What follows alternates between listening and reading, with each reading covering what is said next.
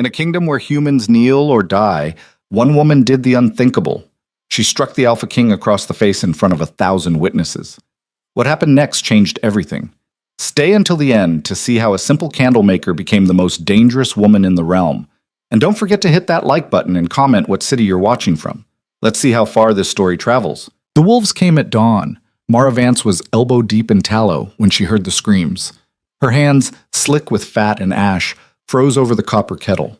Through the warped glass of her workshop window, she watched armored figures pour into the village square like a flood of iron and teeth. Royal collectors. She'd known they were coming. Everyone had. The whispers had started 3 days ago when old Garrett spotted the banners on the northern road, crimson and black, the twin wolves of House Kael. But knowing and seeing were different things. Knowing was a knot in your stomach. Seeing was watching your neighbors dragged from their homes while soldiers tore through grain stores and livestock pens like locusts. "Stay inside," her father had said that morning, his voice rough with something between fear and resignation. "Keep your head down. Let them take what they want." Mara had nodded. She'd meant it too. But that was before she saw them drag Mrs. Chen into the mud. Before she watched a collector backhand Marcus Webb for moving too slowly. Before she realized that what they want meant everything. Every bushel of wheat, every copper coin, every scrap of dignity the village of Ashford had left. She stepped outside. The cold hit her first, sharp enough to sting. Late autumn in the frontier territories didn't mess around. The sky was the color of old bruises, heavy with clouds that promised snow. Mara's breath misted in front of her face as she crossed the threshold, her boots crunching on frost-hardened dirt. The village square was chaos. A wagon sat in the center, already half full with sacks of grain and crates of salted meat. Soldiers moved through the crowd with brutal efficiency, their movements precise and utterly devoid of mercy. They wore the king's colors, black leather and crimson cloth, and every one of them was wolf-born. You could tell by the way they moved, all coiled power and predatory grace. Even in human form, they were other, bigger, faster, built for violence in a way that made regular people look like paper dolls. Mara's eyes found the leader immediately. He stood near the wagon, a tall man with silver threading through his dark hair and a scar that ran from his left temple to his jaw. His armor was finer than the others, marked with an insignia she didn't recognize. He held a scroll in one hand and was reading from it in a voice that carried across the square like a pronouncement from the gallows. "By order of His Majesty King Ronan Kael, Alpha of the Northern Territories and Lord of the Frontier Kingdoms, the village of Ashford is hereby assessed the following tribute." The list was long. Grain, livestock, metals, cloth. Percentages and quantities that might as well have been written in blood. Mara's father had explained it to her once, years ago, back when she still thought the world made sense.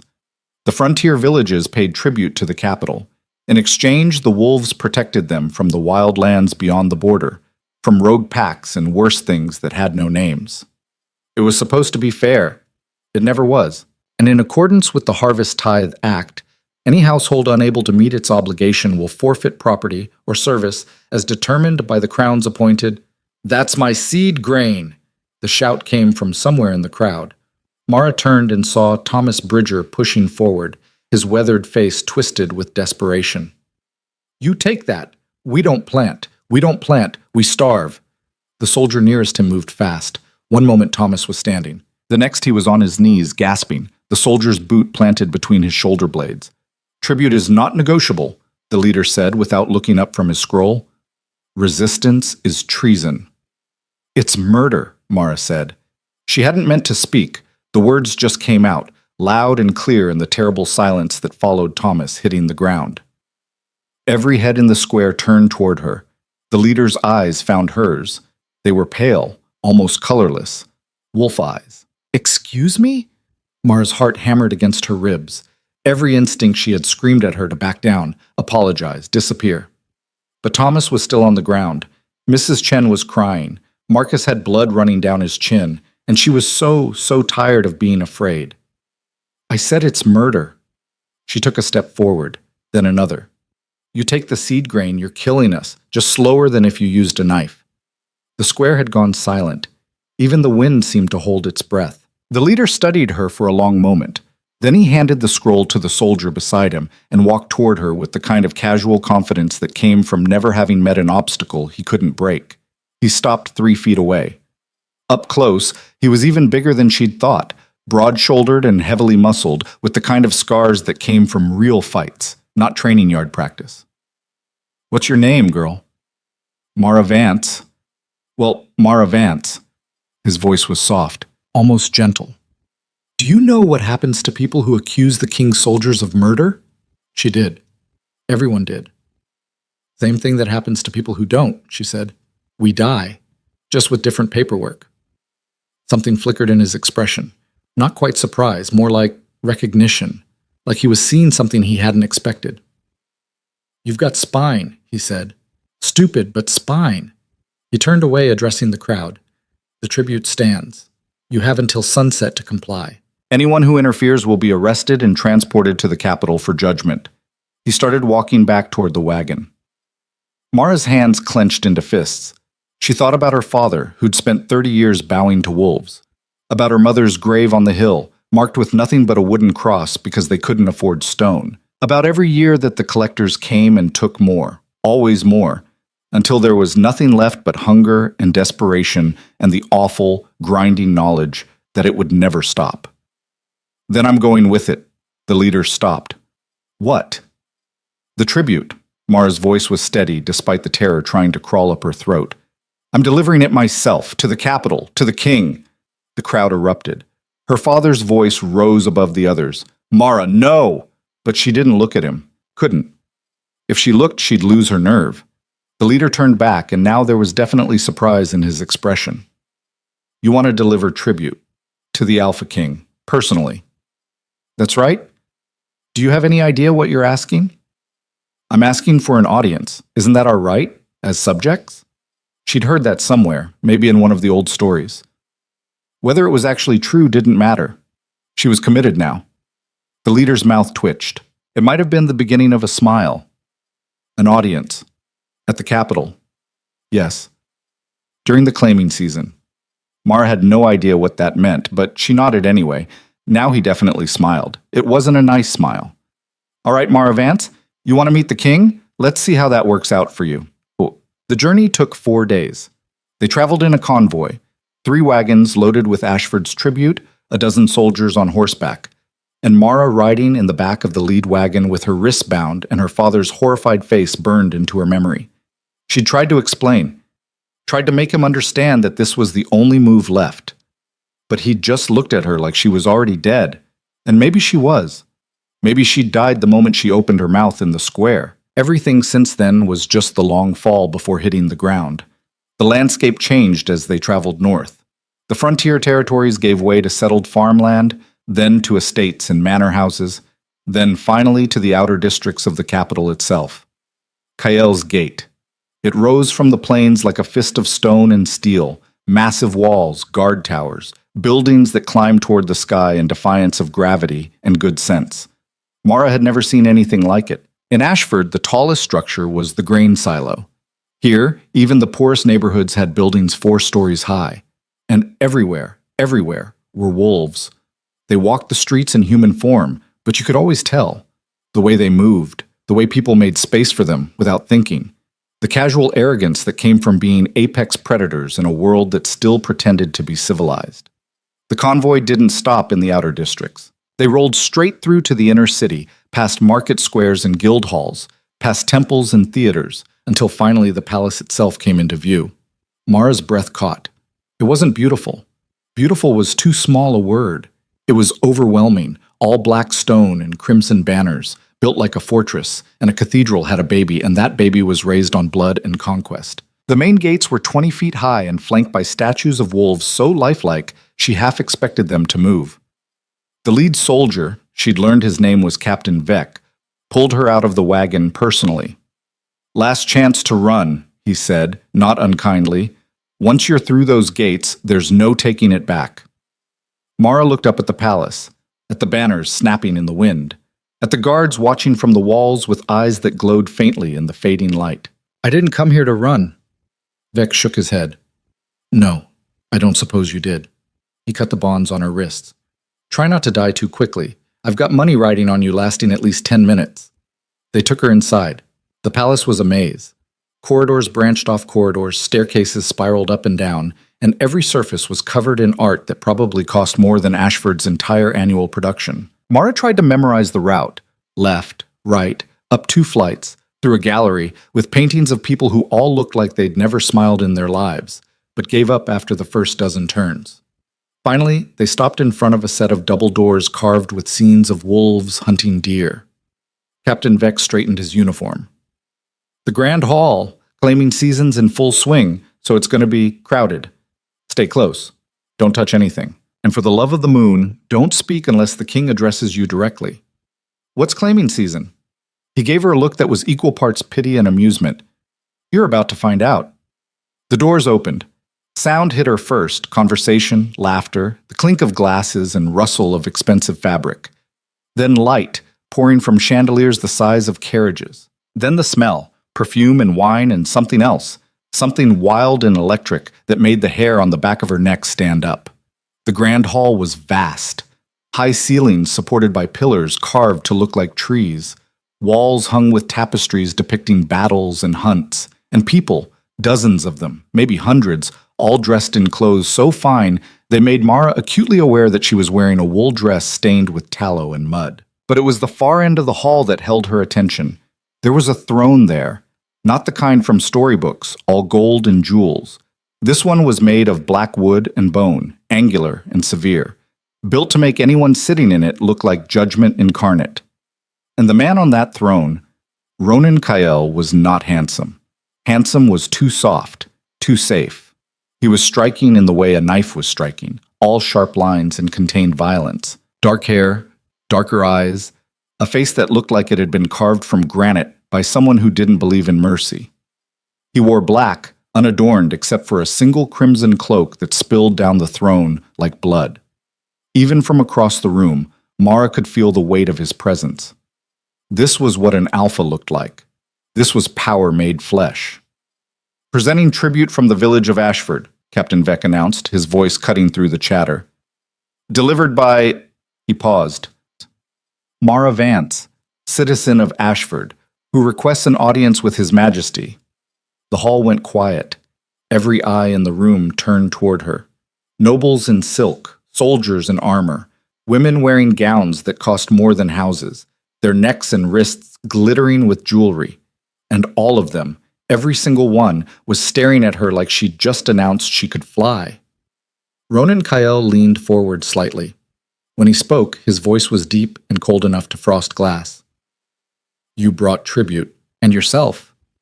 How efficient. His eyes traveled over her, assessing. You're human. It wasn't a question, but Mara nodded anyway. And you want an audience, during claiming season. A ripple of laughter went through the crowd. Do you have any idea what that means? No, Your Majesty. More laughter. Ronan's expression didn't change. It means you've walked into a room full of unmated wolves during the one time of year when they're actively looking for mates. It means every dominant in this hall can smell your fear, and it means... He stopped. His head tilted slightly like he was listening to something only he could hear. His eyes narrowed. What's your name again?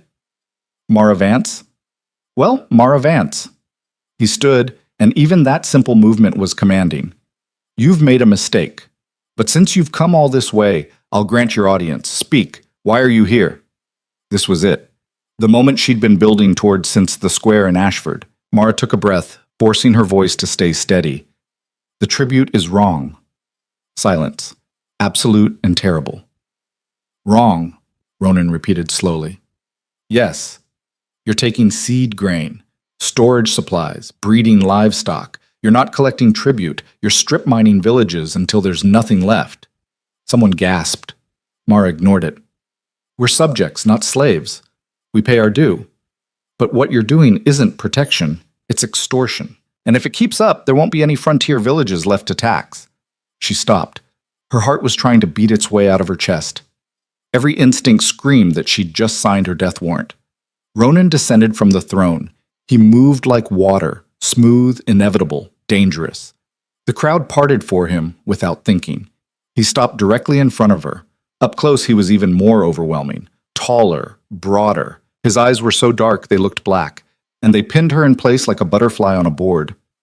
"You came here," he said softly, "to the heart of my kingdom, during the most dangerous week of the year, to tell me I'm running my own territory wrong." "Yes." "You have impressive courage." He paused. "Or impressive stupidity. I haven't decided which." "Maybe both," Mara said. His eyebrows rose fractionally. "You're not begging. Most humans beg when they're this close to me." "Would it work?" "No." "Then why waste the time?" Something flickered in his expression. Not quite amusement, something sharper. "The tribute stands. Your village will comply. And you—" He turned to Captain Vec. "Escort Miss Vance to the holding cells until I decide what to do with her." "Wait! We're done here." Rage flared in Mara's chest, hot and sudden. She'd come all this way, risked everything, and he was dismissing her like she was nothing. Her hand moved before her brain could catch up. The slap echoed through the grand hall like a gunshot.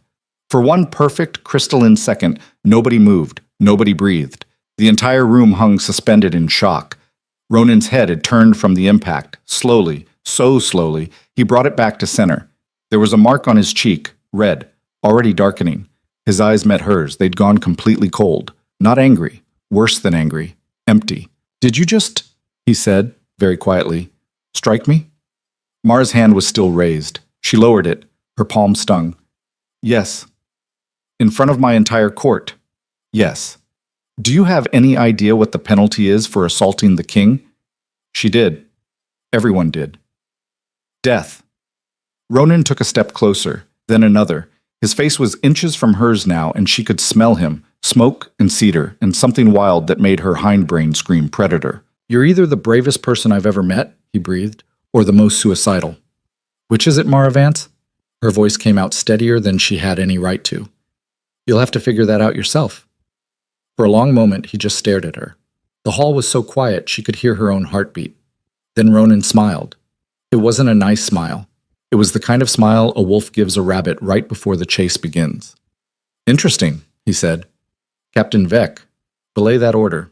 Miss Vance will be staying in the palace as my guest." He turned to address the room, his voice carrying. "Let it be known, this human is under my personal protection. Anyone who harms her answers to me directly." Murmurs erupted. Confusion, outrage, fear. Ronan ignored all of it. His eyes never left Mara's. "You wanted an audience," he said. "You've got one. Let's see how long you survive it." He turned and walked back toward the throne, leaving Mara standing in the center of the hall with 100 hostile stares burning into her back. She'd wanted to make an impression.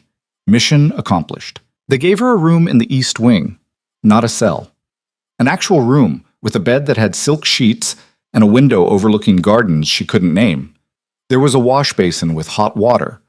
Hot water, like they had servants whose only job was to keep it ready. And a wardrobe full of dresses she wouldn't know how to put on if her life depended on it. Which, considering where she was, it probably did. Mara stood at the window and watched the sun set over Kael's gate. The city spread out below like a living map, all amber light and dark shadows. Somewhere down there, the tribute wagons from Ashford were being unloaded. Somewhere down there, Captain Vec was probably collecting his winnings because she'd survived longer than 10 minutes. Somewhere down there was a world that made sense. A knock at the door made her turn. "Come in." The woman who entered was older, maybe 50, with steel-gray hair pinned back so tight it must have hurt. She wore black and crimson, palace colors, and carried herself with the kind of rigid posture that came from years of service. "Miss Vance, I'm Hester Gray, head of household staff. I've been instructed to see to your needs." The pause before needs was loaded with judgment. "I don't need anything." Nevertheless, Hester's eyes swept over Mara's stained dress with obvious distaste. "You cannot appear at dinner looking like that. His Majesty has requested your presence." Requested. It wasn't a question, dear. 2 hours later, Mara was clean, dressed in a gown the color of deep emerald, and absolutely furious about all of it. The dress fit perfectly, which meant someone had taken her measurements while she wasn't paying attention. It was beautiful, she could admit that much, with detailed embroidery and a neckline that showed more skin than she was comfortable with. But it also felt like a costume. like they were dressing her up to play a part she hadn't auditioned for. Hester had tried to do something with her hair. Mara had drawn the line at that. "You look presentable," Hester said, which was probably the closest thing to a compliment Mara was going to get. "Try not to embarrass yourself further." No promises. The dining hall was smaller than the grand hall, but no less intimidating. A long table dominated the center, already set with enough silverware to confuse a duchess. Candles burned in iron sconces on the walls, casting everything in warm, flickering light. And at the head of the table sat Ronan Kael. He'd changed clothes. The armor was gone, replaced by dark pants and a shirt that was open at the collar. More casual, more human. But the effect was somehow worse because now Mara could see the lines of muscle beneath the fabric, the casual power in the way he held his wine glass. He looked up when she entered. "Mara Vance, punctual. I appreciate that." He gestured to the chair at his right. "Sit." She sat. Two other people were already at the table. The woman was stunning. Sharp cheekbones, blonde hair cascading down her back, wearing a dress that probably cost more than Ashford's yearly taxes. She radiated the kind of beauty that was both natural and weaponized. The man was younger, maybe 30, with red hair and a scar across his throat. He watched Mara with open curiosity. "Introductions," Ronan said. "Lady Vivian Ashcroft, daughter of Duke Ashcroft, and currently my least subtle dinner companion." Vivian's smile was all teeth. "Your Majesty is too kind." "And Lord Cassian Rourke, my enforcer, and the reason half the Northern Territories still pay tribute on time." Cassian nodded. "Miss Vance, you made quite an entrance earlier." "So I've been told." Servants appeared with food, roasted meat, vegetables she didn't recognize, bread so fresh it steamed when cut. Enough to feed Ashford for a week. Mara's stomach turned. Ronan watched her over the rim of his glass. "You're not eating." "Not hungry." "Liar. You're human. You burn through energy like a candle." He cut a piece of meat, placed it on her plate. "Eat. Starving yourself is pointless martyrdom." "Is that an order?" "Do you want it to be?"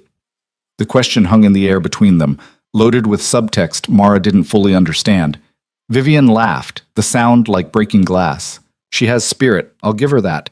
Tell me, dear, do you have any idea what you've walked into?" "A den of wolves who think humans are livestock." "Oh, she's funny too." Vivian leaned forward, her eyes glittering. "Let me educate you. Claiming season happens once a year. Every unmated dominant in the kingdom comes to court. They compete, they posture, they try to prove they're worthy of me," Ronan interrupted. "Or more specifically, of forming a bond with someone of alpha blood. It's politics dressed up as tradition."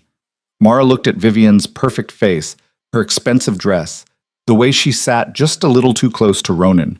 "And you're here to be claimed." "We're all here to be claimed, darling. The difference is some of us were invited." "Vivian," Ronan's voice was soft but carried warning. "Play nice." "I'm always nice, Your Majesty." Cassian cleared his throat. "If I might ask, Miss Vance, why did you really come here? And don't say tribute. No one travels 4 days to deliver grain personally." Mara met his eyes. They were hazel, and unlike everyone else at this table, they held something approaching genuine curiosity. "Because someone had to," she said. "Because every year you take more and give back less. Because people are dying and no one who matters seems to care." "And you think you matter?" Vivian's smile was razor sharp. "You're a human, a candle maker. You're nothing." "Then why are you scared of me?" The table went silent. Vivian's expression froze, then melted into something ugly. "Scared? Of you?" "You haven't stopped staring at me since I sat down. You're trying to figure out what the king sees in me. What makes me different?" Mara leaned forward. "And you're terrified you might lose to someone who doesn't even know the rules of the game." Vivian's hand moved so fast Mara barely saw it. One moment her wine glass was on the table. The next it was airborne, red liquid arcing toward Mara's face. Ronan's hand shot out and caught it. Didn't even spill a drop. The temperature in the room plummeted. "Vivian," his voice was ice wrapped in iron, "you will apologize, now." "She insulted me. I don't care if she set you on fire. You do not throw things at my table." For a moment, Vivian looked like she might argue. Then she saw his face, and whatever she saw there made her go pale. My apologies, Miss Vance. I overreacted. Accepted, Mara said, because what else could she say? Ronan released the glass, setting it down with deliberate care. Dinner is over. Vivian, you're excused. Cassian, walk her out. Your Majesty, now. They left. Vivian shot Mara a look that promised murder, but she went. And then it was just Mara and Ronan in a room full of candles and half-eaten food. He stood, walking to the window. His back was to her, hands clasped behind him. You're making enemies.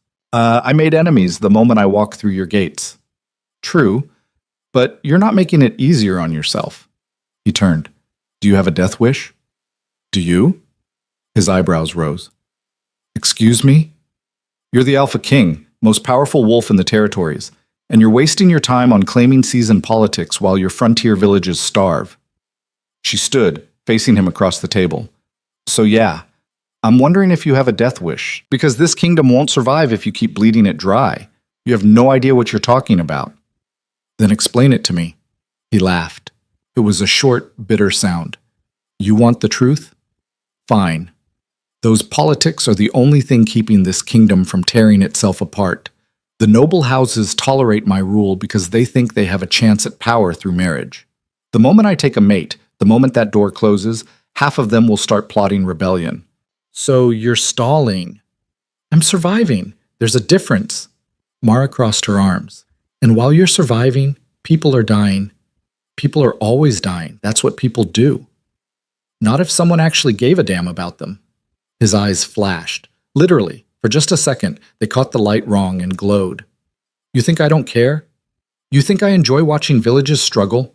I'm one man holding together a kingdom that wants to fracture into 100 pieces. Every decision I make, someone suffers. Every choice I don't make, someone else pays the price. So don't stand there in your borrowed dress and lecture me about caring. The words should have made her back down. Should have reminded her who she was talking to. They didn't. Then do something about it. Like what? I don't know. You're the king. Figure it out. They stared at each other.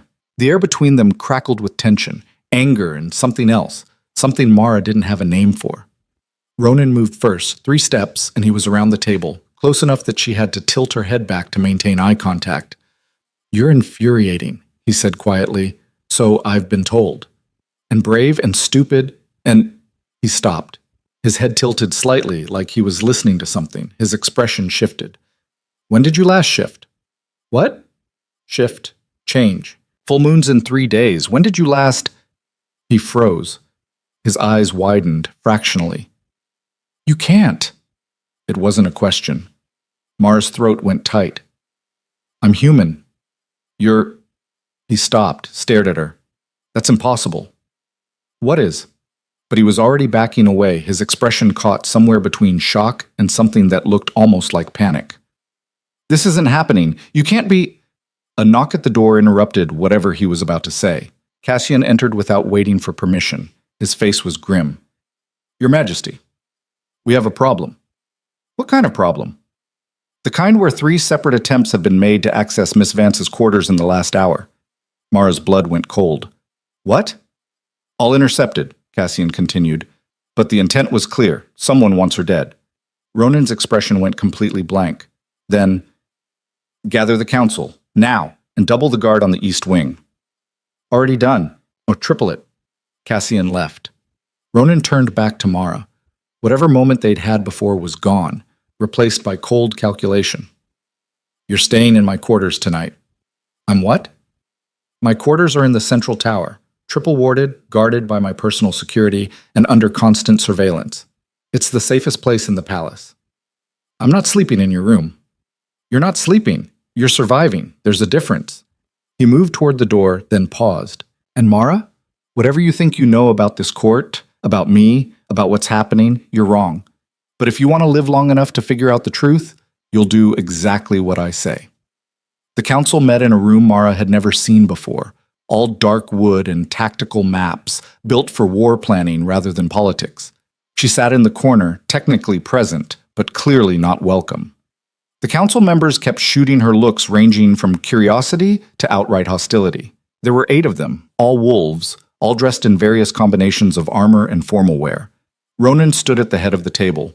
He'd changed again, now wearing what looked like battle dress, leather and metal, functional and frightening. 3 assassination attempts, he said without preamble, all targeting the human. I want to know who, why, and how they got past palace security. A woman with white hair and scars like tally marks on her arms spoke first. With respect, Your Majesty, the why is obvious. She's human, unbonded, and you've claimed her under your personal protection during claiming season. Every dominant in the palace sees her as either an insult or a threat. Lady Moira speaks truth, added a man with a voice like grinding stone. The girl has no place here. Send her back to her village. Problem solved. No. The flat refusal hung in the air. Your Majesty, another council member began, we understand your interest, but surely you can see this is escalating into, I said no. Ronan's eyes swept the table. Mara Vance is under my protection. That protection is absolute. Anyone who violates it violates me. Is that unclear? Silence. Good. Cassian, findings? Cassian stood, unrolling a piece of parchment. All 3 attempts were different methods. Poison in the water basin, a guard who got lost and tried to access her room, and a servant with a knife who claimed she was delivering towels. He paused. None of them are talking, but they all have connections to noble houses currently in residence. Which houses? Ashcroft, Ravenswood, and Thorne. Vivian's house. Of course. Ronan's jaw tightened. Arrest the primary heirs from each house. Hold them for questioning. Your Majesty, that's an attack on someone under my protection is an attack on the crown. They'll be released when I'm satisfied they weren't involved. Until then, they can contemplate their choices from a cell. The council erupted into argument. Mara watched Ronan weather it, the protests, the accusations of overreach, the barely veiled suggestions that he was being controlled by a human woman.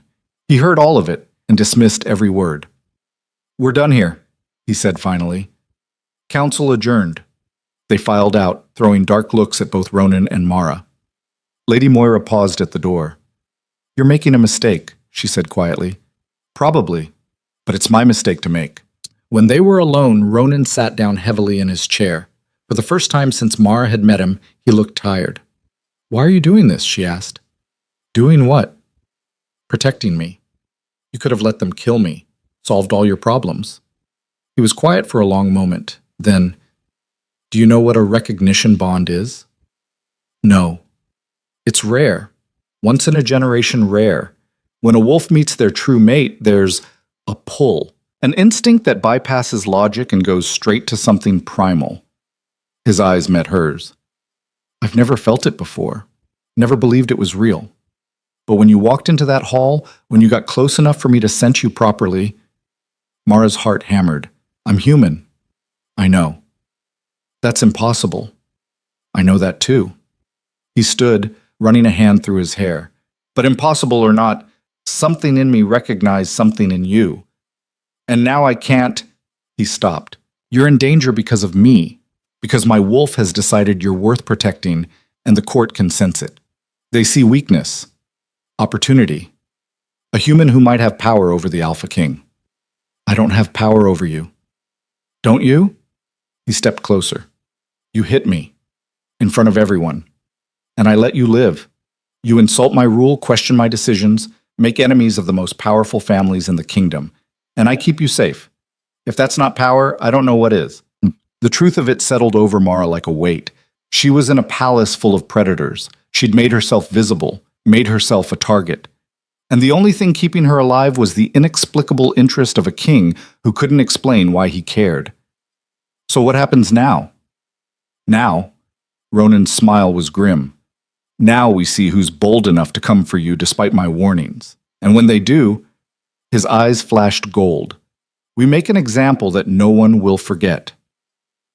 3 days until the full moon. Mara learned the palace by necessity, mapping exits and guard rotations like her life depended on it. Because it did. Ronan's quarters were exactly as secure as he'd claimed. She had her own room, connected to his by a door that stayed locked but not guarded, and her own bathroom with water that ran hot whenever she wanted. It should have felt like luxury. It felt like a cage. The whispers started immediately. She could hear them when she walked the corridors. Servants going quiet when she passed, nobles exchanging glances, guards watching her with expressions she couldn't read. The human who struck the king, the human he protects, the human who thinks she's special. On the second day, she found a note slipped under her door. Leave before the full moon or die like the animal you are. She brought it to Ronan. He read it once, jaw tight, then burned it in the fireplace. Cassian's investigating. That's it? Someone threatens to kill me and you're investigating? What do you want me to do? Lock down the entire palace. We'd need proof before... Before what? Before I'm actually dead? His eyes flashed. You think I'm not taking this seriously? I think you're playing politics while people are planning my murder. And you think showing fear will help? You think backing down will make them respect you? He crossed to her, his presence overwhelming. You wanted to be here. You demanded an audience. You made yourself visible. Now you have to be strong enough to survive the consequences. I didn't ask for any of this. No. You asked to change a system that's been in place for centuries. Did you think that would be easy? Did you think they'd just listen and say, oh, the human's right, let's fix everything? Mara's hands clenched. So what? I just wait around to die? You survive. You adapt. You prove you're worth the protection I'm offering.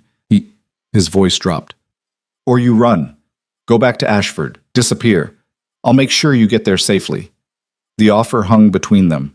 It would be so easy. Go home. Pretend none of this happened. Live quietly and hope the tribute collectors were kinder next time. No. Ronan's expression shifted. No? I didn't come here to run. She met his eyes. And I didn't come here to play nice. If they want me dead, they can try. But I'm not leaving. Something in his face softened, just for a moment. You're going to get yourself killed. Probably, but at least I'll go down fighting. He shook his head, but there was something almost like respect in his eyes. You're insane. So you keep saying. The full moon rose on the third night. Mara felt it before she saw it, a strange electricity in the air, a tension that made her skin prickle. The palace changed. Guards moved differently. Servants rushed through their duties and disappeared. Even the shadows seemed darker. Ronan found her standing at her window, watching the moon climb. You should be inside. Locked doors. Why? Because during the full moon, control becomes difficult, especially for unmated dominants. He stood beside her, his own eyes fixed on the moon. The bond I feel toward you, it's stronger tonight, more insistent, and I'm the Alpha King. I've had centuries of practice maintaining control. The others haven't. Centuries? He glanced at her. Did I forget to mention I'm 347 years old? That would have been good information earlier. Would it have changed anything? Probably not. His mouth twitched, almost a smile. Then it vanished. Stay in your room tonight, please. Don't give anyone an excuse. She nodded. He turned to leave, then paused. Mara?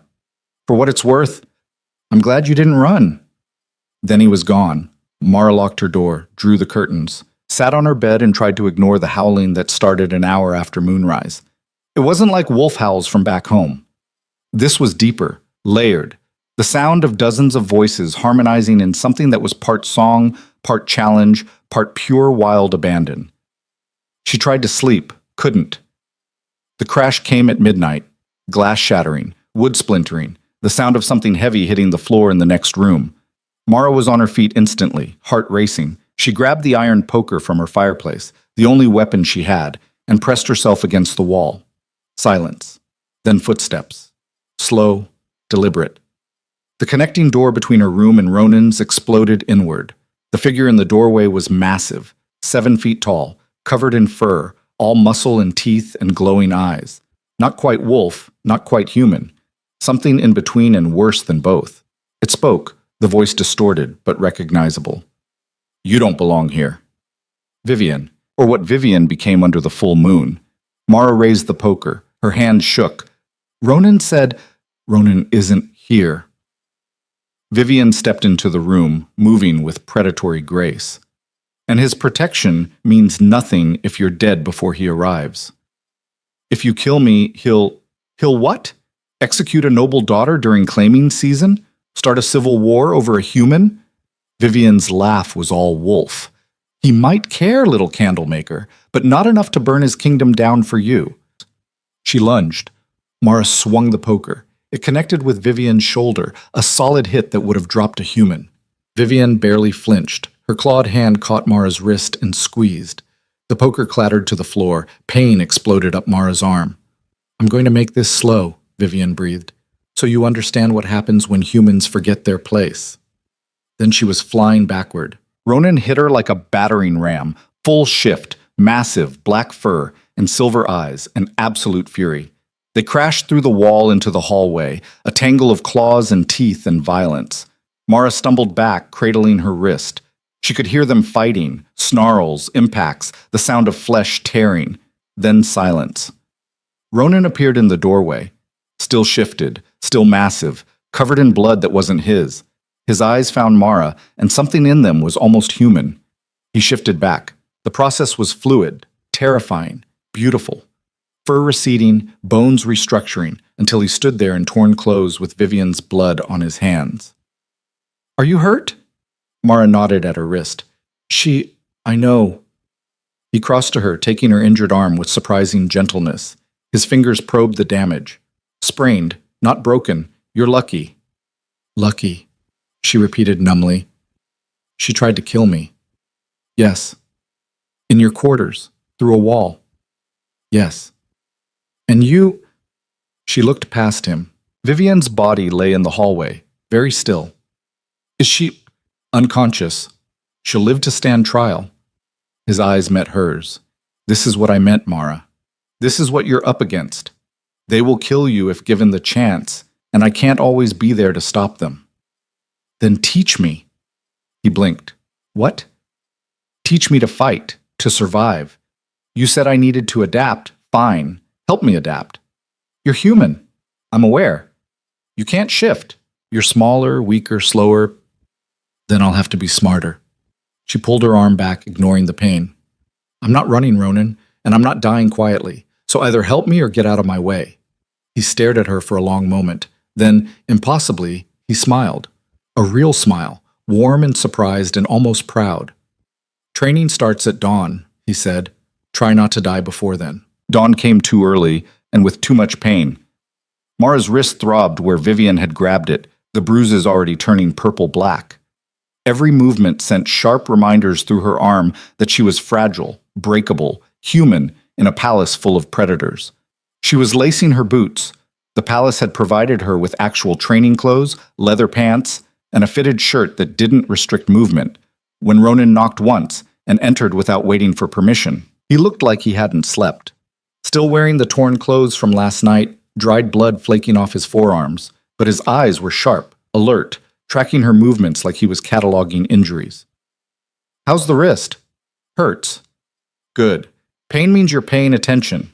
He tossed something at her. She caught it one-handed, a leather brace. Wrap it. We're not postponing because you're injured. You'll train injured or you'll die injured. Your choice. Mara bit back a dozen responses and wrapped the brace around her wrist. It helped. Not much, but enough. Where's Vivian? In a cell, where she'll stay until the council decides her fate. His jaw tightened. Which won't be execution before you ask. Noble daughters don't hang for attempted murder. They pay fines, issue apologies, get sent home in disgrace. That's it? That's politics. He moved toward the door. Come on. Cassian's waiting. The training yard was in the palace's lower levels, carved out of stone and lit by torches that never seemed to burn down. It was early enough that they had the space to themselves, just Mara, Ronan, and Cassian, who looked far too cheerful for someone about to watch a human get destroyed. Morning, Miss Vance? Sleep well? Someone tried to kill me through a wall. Right, heard about that. He spun a wooden practice sword in his hand, the movement casual and expert. So, basic assessment first. You ever been in a real fight? Define real. Someone trying to hurt you, not arguing with your father about curfew. Mara thought about the collectors in Ashford, about the moment she'd slapped Ronan. Once or twice. And how'd that work out? I'm still alive. Cassian grinned. Good answer. All right, come at me. Try to hit me. Just like that? Just like that. Mara moved. She wasn't entirely sure what she was doing, some instinct that said go low, aim for the knees, but Cassian sidestepped like she was moving through honey and tapped her shoulder with the practiced sword. Dead. Again. She tried again, faster this time, aiming high, then pivoting low at the last second. He blocked with the sword, hooked her ankle with his foot, and sent her sprawling. Dead. Seeing a pattern, Mara pushed herself up, ignoring the way her wrist screamed. You're faster. I'm a wolf. Of course I'm faster, also stronger, better reflexes, better hearing. Cassian crouched down to her level. You will never beat a wolf in a straight fight, ever. So we're not teaching you to fight fair, we're teaching you to survive. Ronan spoke from where he leaned against the wall. Wolves have advantages, but we also have predictable patterns. We rely on strength and speed because they usually work. Most wolves have been fighting the same way for decades. Centuries in some cases. They get comfortable, sloppy. And sloppy gets you killed, Cassian added. So, first lesson, never do what they expect. The next 3 hours were brutal. Cassian didn't hold back. Every time Mara made a mistake, she paid for it with bruises. He taught her dirty fighting, eye strikes, throat jabs, how to use an opponent's momentum against them, how to create space, how to run, how to survive long enough for help to arrive. You're not trying to win, he repeated for the 100th time. You're trying to not die. Big difference. Ronan watched most of it in silence, occasionally calling out corrections, but there was something in the way he watched, intense, focused, that made Mara hyper-aware of every mistake, every failure. Finally, Cassian called a break. Mara collapsed against the wall, breathing hard. Everything hurt. Her wrist, her ribs, her pride. Ronan appeared with a water skin. Drink. She did. The water was cold, clean, and she nearly drained the entire thing. You're doing well, she laughed. It came out bitter. I haven't landed a single hit. You're still standing. That's what matters. He settled beside her, close enough that she could feel the heat radiating off him. Wolves ran hot. She was learning that. Cassian's one of the best fighters in the kingdom. If you could beat him after 3 hours, I'd be worried about him. How long until I can actually defend myself? Against a human? Few months. Against a wolf? He paused. Years. Maybe never. Encouraging. I'm not here to encourage you. I'm here to keep you alive. His voice dropped. The trial's in 2 days. Mara's head snapped up. What trial? Vivian's. She attacked someone under royal protection. The council's demanding a formal judgment. His expression was grim. And they're calling for you to testify. Why do I feel like that's a trap? Because it is. The council chamber was packed. Mara had thought the grand hall was intimidating. That was before she saw the entire wolf nobility crammed into a space designed for judgment and spectacle. Tiered seating rose on 3 sides, every seat filled with nobles wearing house colors and expressions ranging from curiosity to open hostility. At the center of the floor stood a cage, iron, heavy, built to hold something dangerous. Vivienne was already inside. She looked different than she had at dinner, less polished. Her blonde hair was tangled, her dress torn from the fight, and her eyes, when they met Mara's, burned with pure hatred. Ronan sat on a throne at the head of the chamber, elevated above everyone else. The symbolism wasn't subtle. This was his court, his judgment. But the way the council members flanked him, the way they whispered among themselves, Mara could see the truth. He might be king, but they held power here too. Lady Moira stood, her scarred arms crossed. The accused is Lady Vivian Ashcroft, daughter of Duke Ashcroft, charged with attempted murder of a person under royal protection. How does the accused plead? Vivian's voice was steady. Guilty of defending my king from manipulation. Murmurs rippled through the chamber. That's not a plea, Cassian said from his position beside the throne. Guilty or not guilty? Guilty of what I did, not guilty of the crime. Vivian's eyes found Mara. She's human, unbonded. She has no right to be here, and everyone in this room knows it. If the king won't remove her, someone has to. The murmurs grew louder. Agreement mostly. Mara felt the weight of every stare in the room. Ronan's voice cut through the noise. The right to be here is mine to grant, and I granted it. You granted protection to a human during claiming season. Lord Ashcroft stood, an older man, gray-haired, with Vivian's sharp features. Forgive me, Your Majesty, but that decision has implications. The court needs clarity. Is this human, your chosen mate?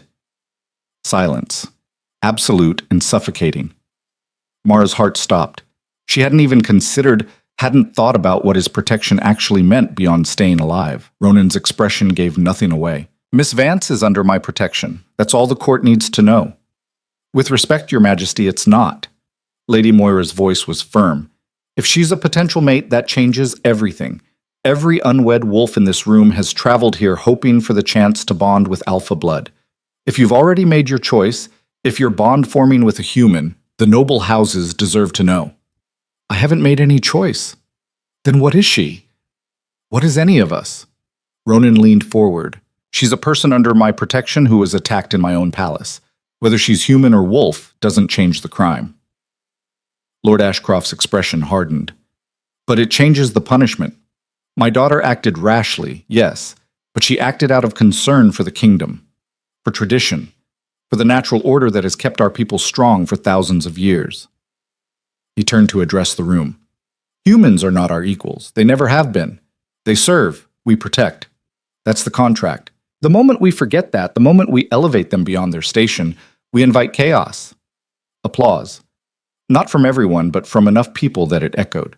Mara's hands clenched. Every word was a knife, sharp and precise.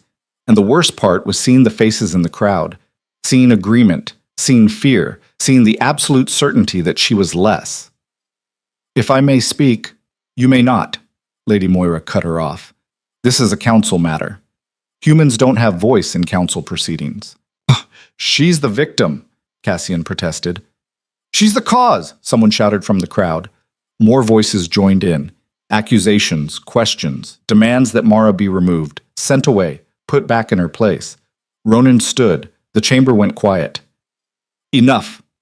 His voice wasn't loud, but it carried absolute authority. Lady Vivian attacked someone under my direct protection. The law is clear. She forfeits her claim to nobility and faces exile or execution. Lord Ashcroft went pale. Your Majesty, please. However, Ronan's eyes swept the chamber. The council has raised valid concerns about precedent, about what my protection of a human means for our traditions. He paused. So I'm offering a compromise, trial by combat. The room erupted. Mara's blood ran cold. What? Ancient law, Lady Moira said, and there was something almost satisfied in her voice. In cases where guilt is clear but punishment is disputed, the accused may demand trial by combat. If they survive, they're pardoned. Survive against what? Mara asked, but she already knew. Ronan's expression was carved from stone. The judgment wolf. The floor opened. Actually opened. Stone panels sliding back to reveal a pit below the chamber. And from that darkness came sound. Not howling. Something worse. A wet, rattling growl that raised every hair on Mara's body. The judgment wolf, Ronan continued, his voice tight, is an ancient construct, created to test the guilty. It cannot be killed, cannot be bargained with, and has never failed to complete its purpose. If Lady Vivian survives 5 minutes in the arena with it, she walks free. And if she doesn't, someone called out, then justice is served. Lord Ashcroft looked like he'd been struck. Your Majesty, my daughter is a trained fighter, but that creature is the law, Lady Moira finished. Your daughter demanded trial by combat. She knew the terms. I didn't. Vivian's face had gone white. I didn't demand anything. You claimed innocence through service to the kingdom. That's the same as demanding trial. Moira's smile was cold. The law is the law. The creature that emerged from the pit wasn't a wolf. It was something older, twisted, wrong. Twice the size of any wolf Mara had seen, with fur that looked like it had been burned and healed wrong, eyes that glowed with sick yellow light, and teeth, too many teeth, all of them too long. It moved into the cage with Vivian with deliberate predatory patience. Vivian shifted. The transformation was fast, desperate, turning her into the half-wolf form Mara had seen during their fight. Claws, fangs, muscle. The judgment wolf looked at her and laughed. The sound was human and horrible. Then it attacked. The fight lasted 90 seconds. Vivian fought well. Better than well. She was fast, skilled, using the cage as leverage to launch herself at angles the creature couldn't predict. She landed hits that would have killed a normal wolf. The Judgment Wolf didn't care. It caught her mid-leap, jaws closing around her shoulder. The snap of bone was audible even over the crowd's gasps. Vivian screamed. The creature dropped her, stepped back, waited. "Stop this," Mara heard herself say. "Stop it. She's done. She has 4 minutes left," Lady Moira said calmly. "The trial isn't complete." Vivian tried to stand. Fell. Her arm hung at a wrong angle, blood pooling beneath her. The Judgment Wolf circled, taking its time. "Please," Lord Ashcroft's voice cracked.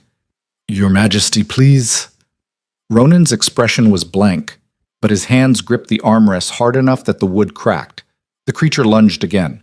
Mara moved without thinking. She jumped the railing, separating the seating from the arena floor, hit the ground hard enough to make her ankles scream, and ran toward the cage. "Mara, no!" Ronan's shout was distant, unimportant. She grabbed the iron bars. They were hot, burning her palms, but she held on. "Hey, over here!" The Judgment Wolf stopped. Its massive head swiveled toward her, and its yellow eyes recognized something. The chamber went silent. Even Vivian's whimpering faded into background noise. The creature moved toward Mara, not attacking, walking, each step deliberate, measured, like it was approaching something sacred. It reached the bars, lowered its head, and bowed. Mara's mind went blank. This wasn't possible. This wasn't impossible, someone whispered. Then louder, "That's impossible!" The Judgment Wolf pressed its forehead against the bars where Mara's hands rested. A sound rumbled from its chest, not a growl, almost a purr. Recognition. Submission. Ronan was suddenly there, pulling her back from the cage. "Get away from it!" But the creature didn't react to him. Its eyes stayed locked on Mara, and that same rumbling sound continued. Lady Moira stood, her face pale. That cannot happen. The Judgment Wolf doesn't submit. It's bound to serve justice, not what? Cassian's voice was sharp. Not recognize someone? Recognize what? She's human. Is she? Lord Ashcroft was staring at Mara like she'd grown a second head. Because that creature only submits to one thing, alpha blood, pure undiluted royal alpha blood. The chamber exploded into chaos. Accusations flew. Theories, questions. Through it all, Mara stood frozen, Ronan's hands on her shoulders, and the Judgment Wolf watching her with something that looked almost like loyalty. "This is absurd," Lady Moira was saying. "She's human. We all saw her arrive. She has no wolf blood, no pack ties, no... The Judgment Wolf doesn't lie." Cassian's voice cut through. "It can't. It's bound to truth." "Then what is she?" All eyes turned to Mara. She had no answer, no explanation. She was human. She'd always been human. Her parents were human. Her grandparents. Everyone in Ashford was human. Weren't they? Ronan's grip tightened on her shoulders. When he spoke, his voice was strained. "Clear the chamber. Council only. Everyone else out. Now." The crowd protested but obeyed. Slowly, reluctantly, they filed out, throwing backward glances at Mara and the creature that had stopped attacking to bow at her feet. When only the council remained, Ronan finally spoke. "Someone explain this. Now." Lady Moira approached the cage slowly. The Judgment Wolf tracked her but didn't move from its position. "There are old stories, legends, about bloodlines that went into hiding, about alpha families who chose to live as human rather than face extinction during the Purge Wars." She turned to Mara. "How much do you know about your family history?" "My parents were candle makers. Their parents were farmers. We're frontier people. We've always been frontier people." "And before that?" Mara opened her mouth, closed it. "I don't know." "The Purge Wars were 300 years ago," Cassian said quietly. "Plenty of time for bloodlines to get buried, forgotten." "But she can't shift," Lord Ashcroft protested. "If she had alpha blood, even dormant, she'd still be able to shift." "Not if the bloodline's been human for generations. Not if it's diluted enough." Lady Moira's eyes were calculating. "But the blood remembers. The wolf remembers. And the Judgment Wolf," she gestured at the creature, "recognizes what's there, even if we can't see it." Ronan's hands dropped from Mara's shoulders. When she turned to look at him, his expression was unreadable. "This changes nothing," he said flatly. Your Majesty, this changes everything. Lady Moira's voice was urgent. If she has alpha blood, if there's even a possibility, she can't be dismissed as just some human. She has a legitimate claim to what? A throne she can't defend? A title she can't use? Ronan's voice was hard. She still can't shift, still can't fight like we do. And now, thanks to this display, every ambitious wolf in the kingdom is going to see her as either a threat or an opportunity. He was right. Mara could see it in the council's faces, the calculations happening behind their eyes. The trial's over, Ronan continued. Lady Vivian is pardoned based on extenuating circumstances. The judgment wolf has made its decision. As for Miss Vance, he looked at her, and something in his eyes was almost apologetic. She remains under my protection, and the council will investigate her bloodline quietly. No public announcements until we have proof. Your Majesty. That's an order. The council bowed, reluctantly. They filed out, leaving Mara, Ronan, Cassian, and the judgment wolf in the massive chamber. The creature was still watching Mara, still bowed. What do I do? She asked quietly. About what? About... She gestured helplessly at the wolf. That. Ronan approached the cage. The judgment wolf's eyes tracked him, but didn't react aggressively. It recognized something in you. Old blood, royal blood, whether that makes you wolf or just descended from wolves, I don't know. He reached through the bars, placed a hand on the creature's massive head. But it won't hurt you, ever, ever. You've been marked as protected by something older than me, older than this kingdom. The creature rumbled agreement. Mara's legs felt weak. She sat down hard on the stone floor. I don't understand any of this. Join the club. Cassian leaned against the wall. But Ronan's right about one thing. This makes you more dangerous, not less. Before, you were just a human who'd caught the king's interest. Annoying, but manageable. Now? He shook his head. Now you're a potential alpha. A threat to bloodlines that have ruled for centuries. They'll either try to control you or kill you. Probably both. Great. So nothing's changed except now I have even more people trying to murder me. Welcome to wolf politics, Ronan said. There was dark humor in his voice. It's exactly as terrible as it looks. They returned to the palace proper through underground corridors. Ronan dismissed Cassian with a gesture, leaving just the two of them walking through stone passages lit by torches that never quite fought off the dark. You knew, Mara said finally. Ronan didn't pretend to misunderstand. I suspected. The recognition bond. It's supposed to be between wolves. When I felt it with you, I thought it was impossible. Broken. Some kind of mistake. He paused at an intersection, choosing the left path. But the judgment wolf doesn't make mistakes. So what am I? That's the question everyone's going to be asking. They emerged into a section of the palace Mara hadn't seen before. Older, with walls that looked like they'd been standing since before the kingdom had a name. But whatever you are, you're not safe. The council will investigate, yes, but they'll also leak information, spread rumors. By tomorrow morning, the entire capital will know something happened during Vivian's trial.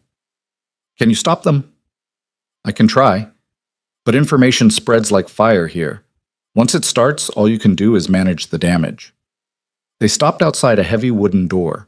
Ronan produced a key, actual metal, worn smooth with age, and unlocked it.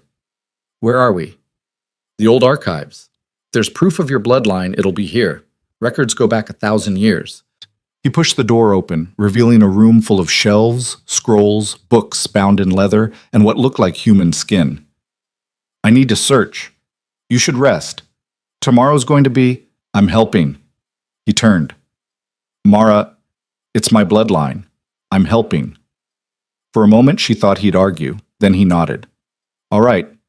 But if we find something, if there's proof you're descended from alpha blood, you need to understand what that means. It means you're a pawn in a game you don't understand. It means every family in the kingdom will try to use you, marry you off, control you, kill you if they can't. Sounds familiar? His mouth quirked. You really don't know how to back down, do you? Not really. It's going to get you killed. Probably. They stared at each other in the dim light.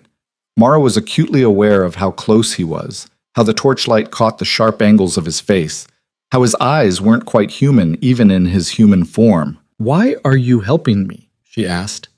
"Really? Not because of some recognition bond or political advantage. Why?" Ronan was quiet for a long moment, then, "Because you're the first person in 3 centuries who's looked at me and seen something other than a king. You see a man making mistakes, making bad choices, and you're not afraid to call me on it." He reached out, fingers brushing her uninjured wrist. "And because when I'm near you, something in me that's been dormant for longer than I can remember wakes up. And I don't know if that's the bond or something else, but I know I'm not ready to let you go." The words hung between them, raw, honest, dangerous. Mara's breath caught. "Ronan." The door exploded inward. Guards poured in, a dozen of them, wearing house colors Mara didn't recognize. Not palace guards, private soldiers. Ronan moved to shield her, already shifting, but something was wrong. He stumbled, his shift incomplete, leaving him caught between forms and vulnerable. "Wolfsbane," one of the guards said, holding up a vial. "In the torch oil. You've been breathing it for the last 5 minutes." Mara's mind raced. Wolfsbane, a poison that paralyzed wolves, made them weak, made them human. The lead guard grabbed her arm, yanking her away from Ronan. "The council wants her alive. The king's protection ends when he can't enforce it. Touch her and I'll—" Ronan's threat dissolved into a snarl of pain as another guard hit him with something that crackled with electricity. "You'll what, Your Majesty? You can barely stand." They dragged Mara toward the door. She fought, kicking, biting, everything Cassian had taught her. But there were too many, all of them stronger. The last thing she saw before they pulled her into the corridor was Ronan on the floor, bleeding, trying to stand and failing. Then a bag went over her head, and the world went dark. The bag came off and light stabbed into Mara's eyes. She was in a cellar. Stone walls slick with moisture, no windows, a single torch providing dim illumination. The smell hit her next, rot and old blood, and something chemical that made her throat close up.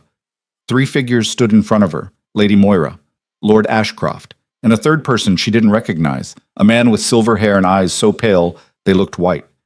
"Apologies for the rough treatment," Lady Moira said. She didn't sound apologetic. "But you've become complicated." Mara's hands were bound behind her back, the rope tight enough to cut circulation. Her wrist throbbed where Vivian had injured it. Ronan is currently unconscious in the old archives, being tended to by healers we control." The silver-haired man spoke with an accent Mara couldn't place. "He'll recover, eventually, by which time this will be resolved." "Who are you?"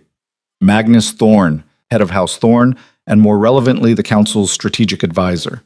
He circled her slowly. "You've created quite the disruption, Miss Vance. Or should I say—" He paused. "We're not actually sure what to call you, are we? Human? Wolf? Something in between?" "The Judgment Wolf recognized Alpha Blood," Lord Ashcroft said.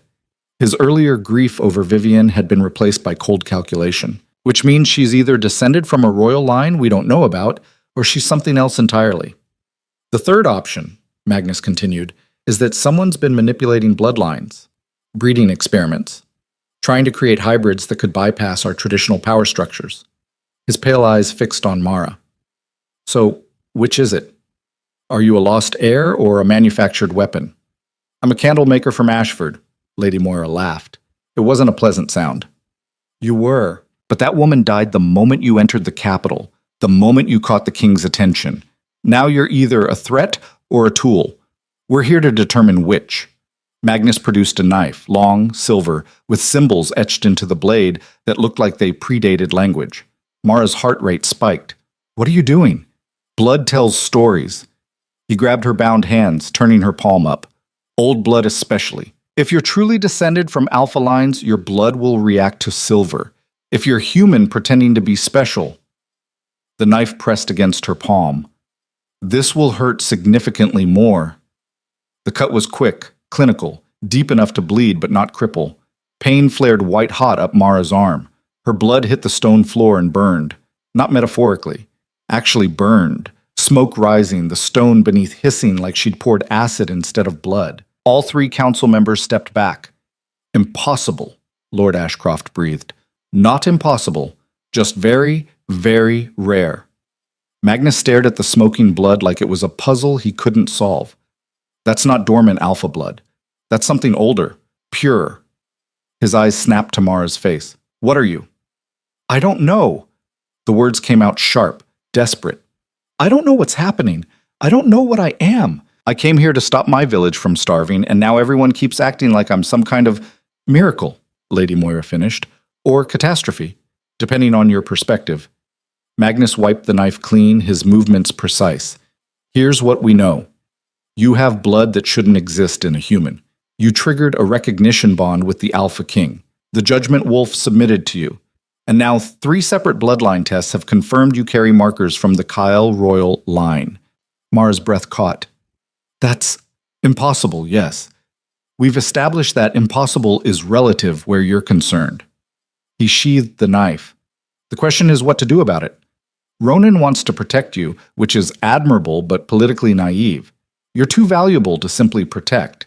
You're leverage, a wild card, and in the wrong hands, his smile was thin. You could start a war. Or end one, Lord Ashcroft said quietly. If she's truly Kyle blood, even a distant branch, she could legitimize claims that have been disputed for centuries. Marriages, alliances, land rights. She could also destabilize everything, Lady Moira countered. A human with alpha blood undermines every hierarchy we've built, every law that keeps wolves superior. If she exists, what else might exist? How many other bloodlines are hiding in plain sight? They were talking about her like she wasn't there, like she was a thing to be managed rather than a person. Mara tested the ropes. Tight, too tight. Her injured wrist screamed protest, but she kept working at them anyway. The solution, Magnus said, is relatively simple. We marry her off to a controllable house, someone loyal to the council. The bloodline gets absorbed into an established family, she disappears into the countryside, and the problem resolves itself. And if she refuses? Mara asked. You won't, because the alternative is execution for conspiracy against the crown. We have evidence you've been working with foreign agents to destabilize the kingdom. That's a lie. Is it? Who would know? You're a nobody from a frontier village. We could claim anything, and by the time Ronan recovers enough to investigate, Magnus shrugged. It'll be too late. The ropes gave. Just slightly, but enough. Mara kept her expression neutral while her fingers worked the knot. Cassian's voice echoed in her head. Never do what they expect. So what now? She asked, keeping them talking. You parade me in front of eligible bachelors and auction me off? Something like that, though we prefer to think of it as strategic placement. Lady Moira moved closer. You'll marry Lord Brennan of House Ravenswood. He's loyal, manageable, and desperate enough for status that he'll overlook your origins. The wedding happens in 3 days. After that, you disappear to his estate in the Southern Territories and live out your life in comfortable obscurity. And if I say no? Then you have an unfortunate accident, fall down some stairs, eat poisoned food. The capital can be so dangerous for humans who don't know their place. The rope came loose. Mara kept her hands behind her back, maintaining the illusion. Her mind raced through everything Cassian had taught her. She couldn't fight 3 trained wolves, but she could create chaos. Could survive long enough for what? Ronan was unconscious. The guards were compromised. She was alone in a cellar with 3 people who wanted her dead or controlled. She needed an advantage. Her eyes found the torch on the wall. Fire. Wolves hated fire. Instinct ran deeper than logic. Can I at least think about it? Magnus smiled. No. You'll agree now, or... Mara lunged sideways, grabbing the torch with her freed hands. The sudden movement made her wrist scream, but she ignored it, spinning and throwing the torch at the oil lamp hanging from the ceiling. Glass shattered. Oil ignited. Fire bloomed across the ceiling like a living thing. The wolves reacted instantly, shifting, snarling, moving away from the flames. Exactly what she'd counted on. Mara ran. The cellar had 1 exit. She hit the stairs at full speed, taking them 2 at a time. Behind her, she heard shouting, the sound of pursuit. The door at the top was locked.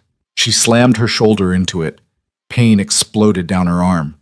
The door didn't budge. Footsteps on the stairs. Getting closer. Mara looked around desperately. The corridor beyond was visible through a gap in the doorframe. She could see torches, shadows, what might be another exit. The knife. Magnus's knife.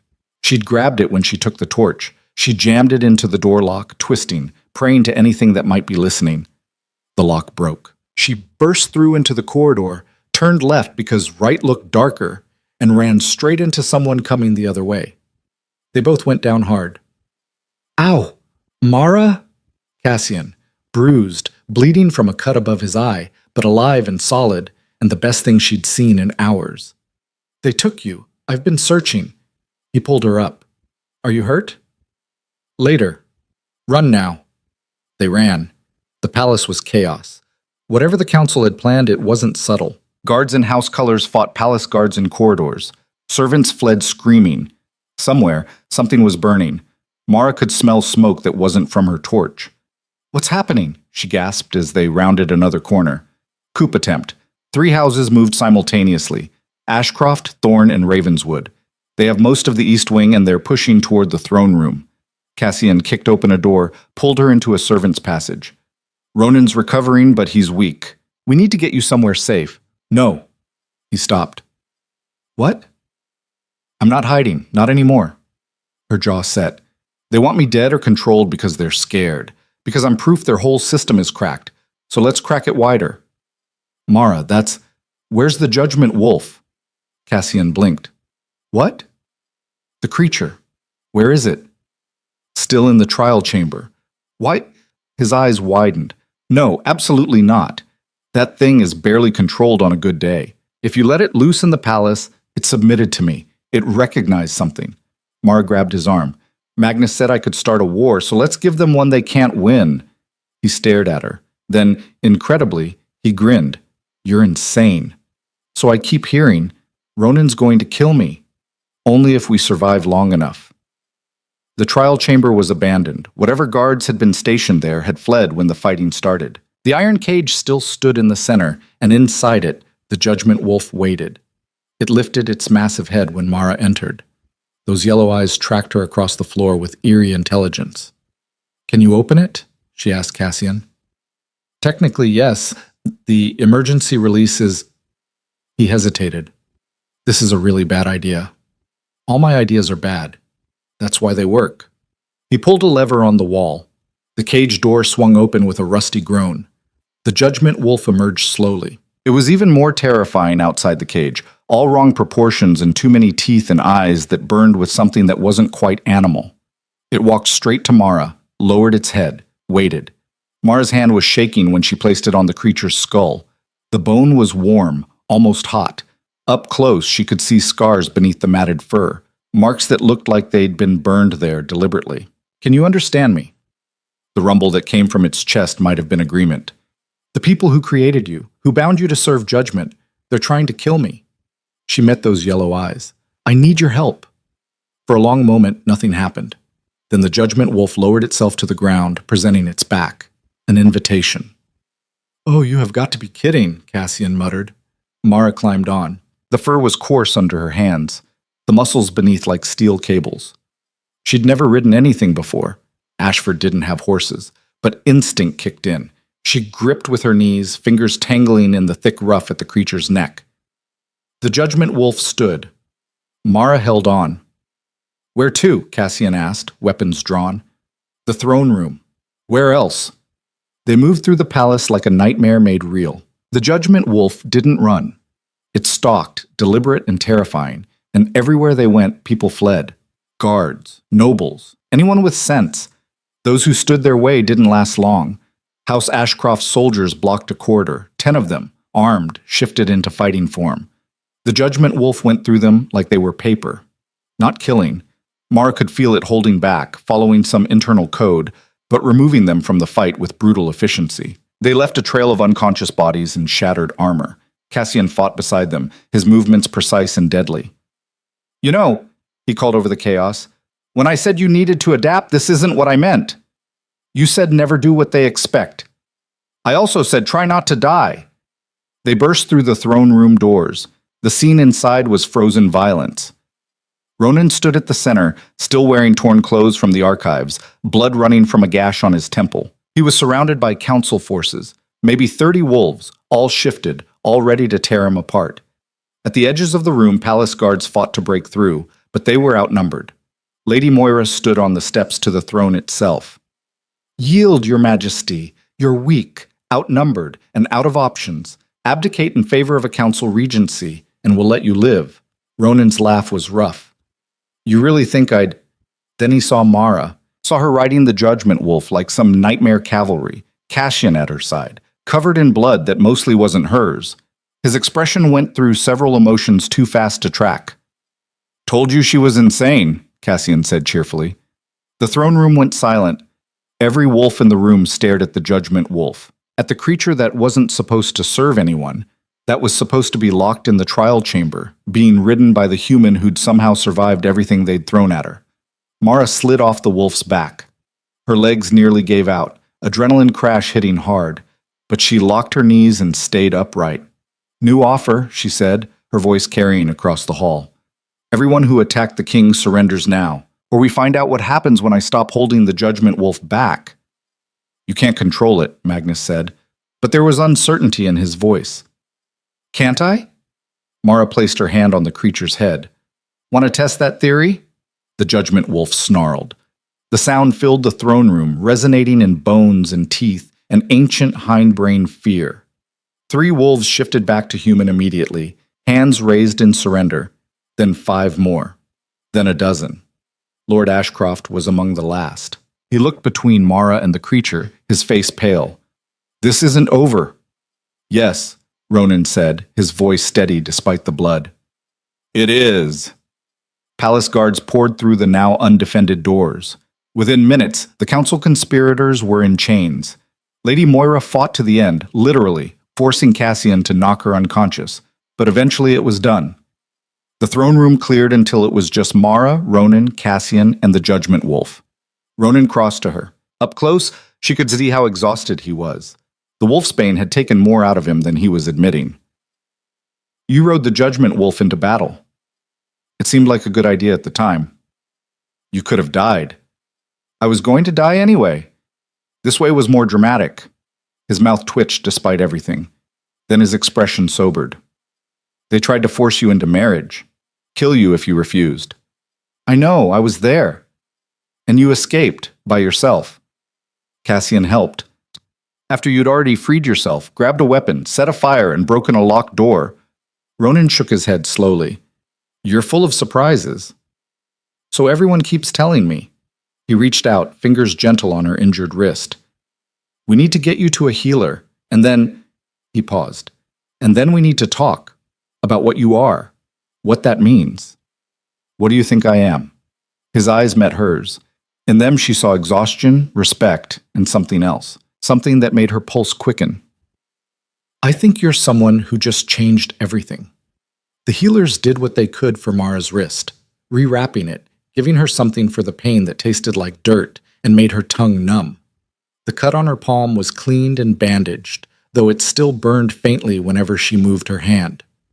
Ronan had disappeared to deal with the aftermath of the coup attempt. Cassian had been pulled into guard duties, reorganizing security and rooting out any remaining conspirators, which left Mara alone in her room, the same room in the East Wing, though now with triple guards and wards that made the air shimmer, trying to process everything that had happened. She had alpha blood, old blood, blood that burned stone and made ancient creatures submit. But she still couldn't shift, still couldn't fight like they did, was still fundamentally human in all the ways that mattered. A knock at the door made her turn. Come in. Vivian entered. She looked different, humbled, maybe, or just exhausted. Her arm was in a sling from the Judgment Wolf's attack. She stopped just inside the doorway, like she wasn't sure she was welcome. I owe you an apology. Mara blinked. I'm sorry. I tried to kill you. You saved me anyway. Vivian's jaw worked. When you jumped into that arena, when you stopped the Judgment Wolf from finishing me, you could have let it happen. Should have. I would have. I'm not you. No, you're better. The words seemed to cost her. My father's been arrested. House Ashcroft is under investigation. Everything we built, everything we were, gone. Because I was too proud to see what you actually were. And what's that? Vivian's smile was bitter. Someone who changes everything just by existing. My father called you a disruption. He was right. But disruptions aren't always bad. She moved to the window, looking out at the city. I grew up believing humans were lesser, that wolves were superior because we could shift, fight, survive. that the natural order placed us on top. And now? Now I've seen a human face down the Alpha King, ride the Judgment Wolf, survive a coup attempt by outsmarting people who should have crushed her. Vivian turned. You don't fight like us. You don't think like us. And maybe that's the point. Maybe we've been so busy being wolves we forgot there are other ways to be strong. The words hung in the air between them. What will you do now? Mara asked. Face trial. Probably exile if I'm lucky. If I'm not, she shrugged. Doesn't matter. What I wanted to say is thank you for showing mercy when I showed none. And, she hesitated, good luck. You're going to need it. She left before Mara could respond. The summons came at dawn. Full council meeting, mandatory attendance, emergency session. Mara dressed in the finest clothes the palace had given her, a deep blue gown that somehow made her look both regal and dangerous, and let the guards escort her to the council chamber. The room was packed. Every council member who'd survived the coup attempt, every major house representative, the entire throne room's worth of witnesses, and at the head of it all, Ronan sat on his throne, looking every inch the Alpha King. The exhaustion was hidden behind perfect composure, the wounds concealed by formal dress. Only his eyes showed the truth when they found Mara. Mara Vance, he said formally, approached the throne. She walked the length of the chamber. Every step felt weighted with significance. This was it. Whatever happened next would define everything that came after. She stopped 3 feet from the throne, met his eyes, refused to kneel. A murmur went through the crowd. Ronan stood. In his hands was a scroll, old parchment sealed with wax that bore the royal crest. Blood tests have been completed, archives searched, records verified. His voice carried absolute authority. The woman standing before us, known as Mara Vance of Ashford, has been confirmed as a direct descendant of the Kael royal line, specifically the Voss branch. Thought extinct for 300 years, but apparently very much alive. Shock rippled through the chamber. As such, Ronan continued, she carries legitimate claim to alpha blood and all rights associated with royal lineage. He paused. Which presents us with a situation without precedent. She cannot shift, cannot fight as we do. Has lived her entire life as human. But by blood, by law, by the recognition of the Judgment Wolf itself, she is one of us. He descended from the throne, approached Mara, held out the scroll. The council has reached a decision. Here it comes, Mara thought. The trap, the condition, the way they'll control me after all. Mara Vance is hereby granted full status as nobility of House Kael, with all rights, protections, and responsibilities therein. Ronan's eyes never left hers. She may not be able to shift, but she has proven herself capable of survival, strategy, and strength of will. The blood may make her royal, but her actions make her worthy. He knelt.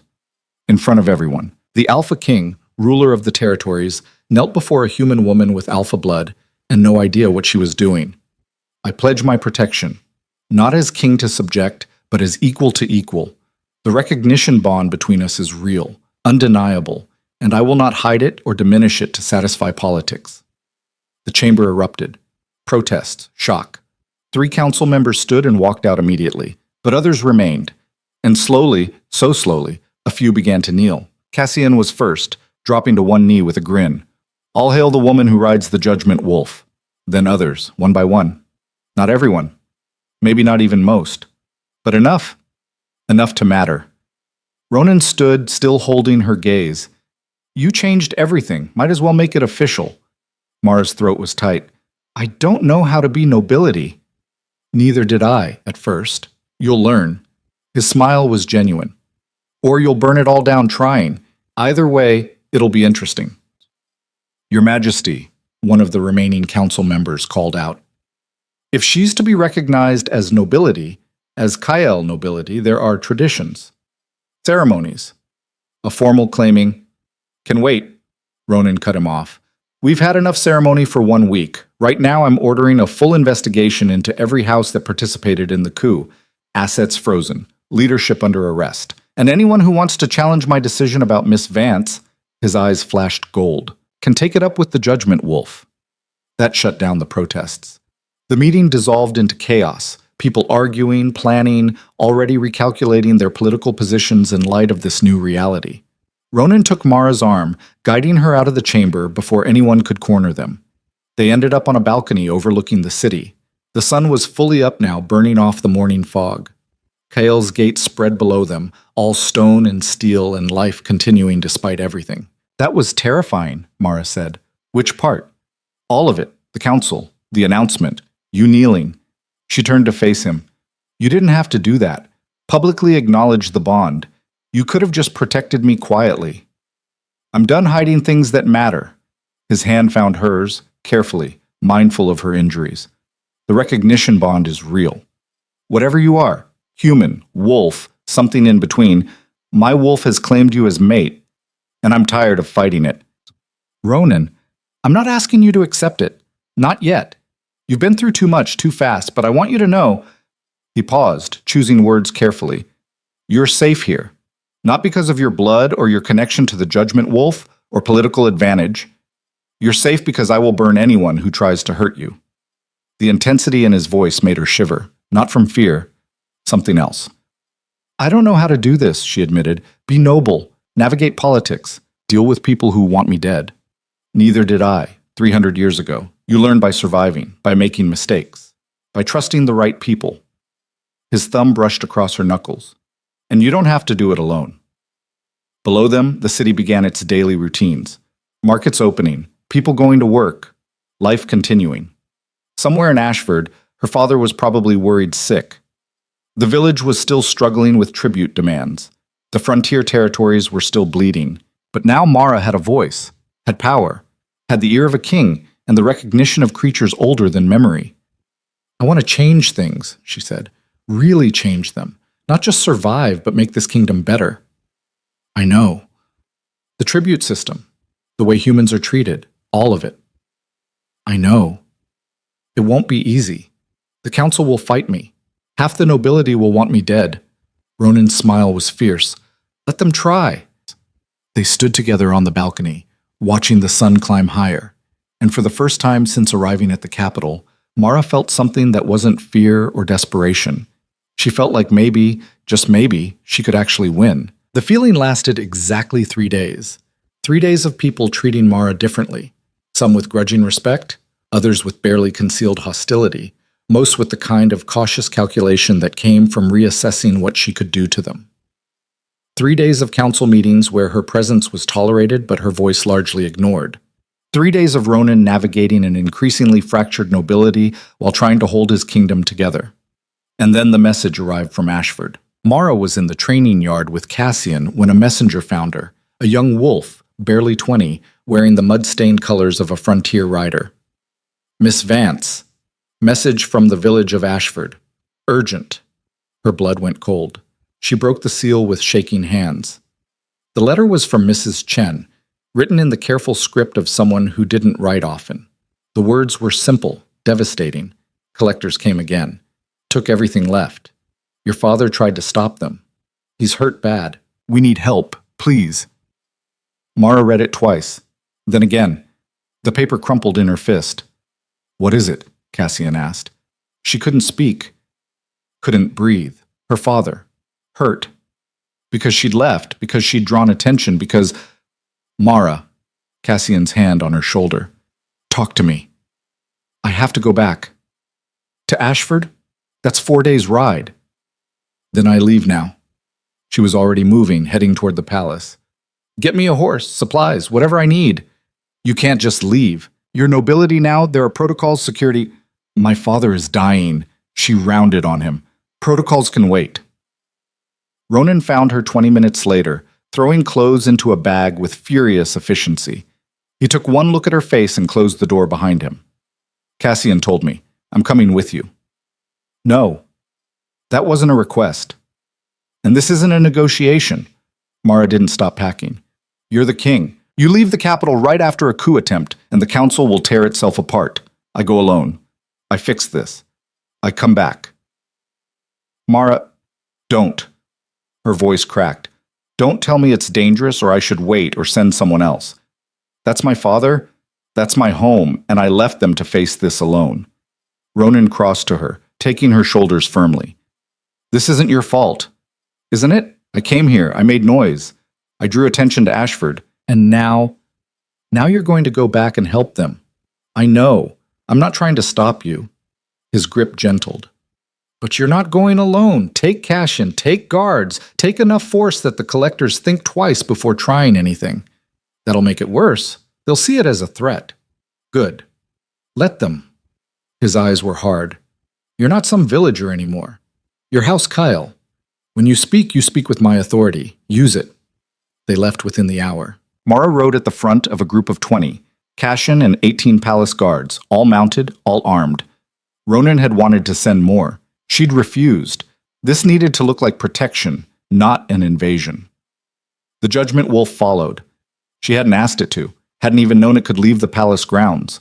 But when they'd ridden out, the creature had simply fallen into step behind her horse, silent and terrifying and absolutely unmovable when Cassian tried to send it back. I guess you have a new pet, Cassian had said.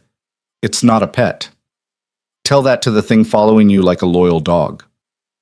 The ride was brutal. 4 days compressed to 3 by pushing hard, stopping only when the horses demanded it.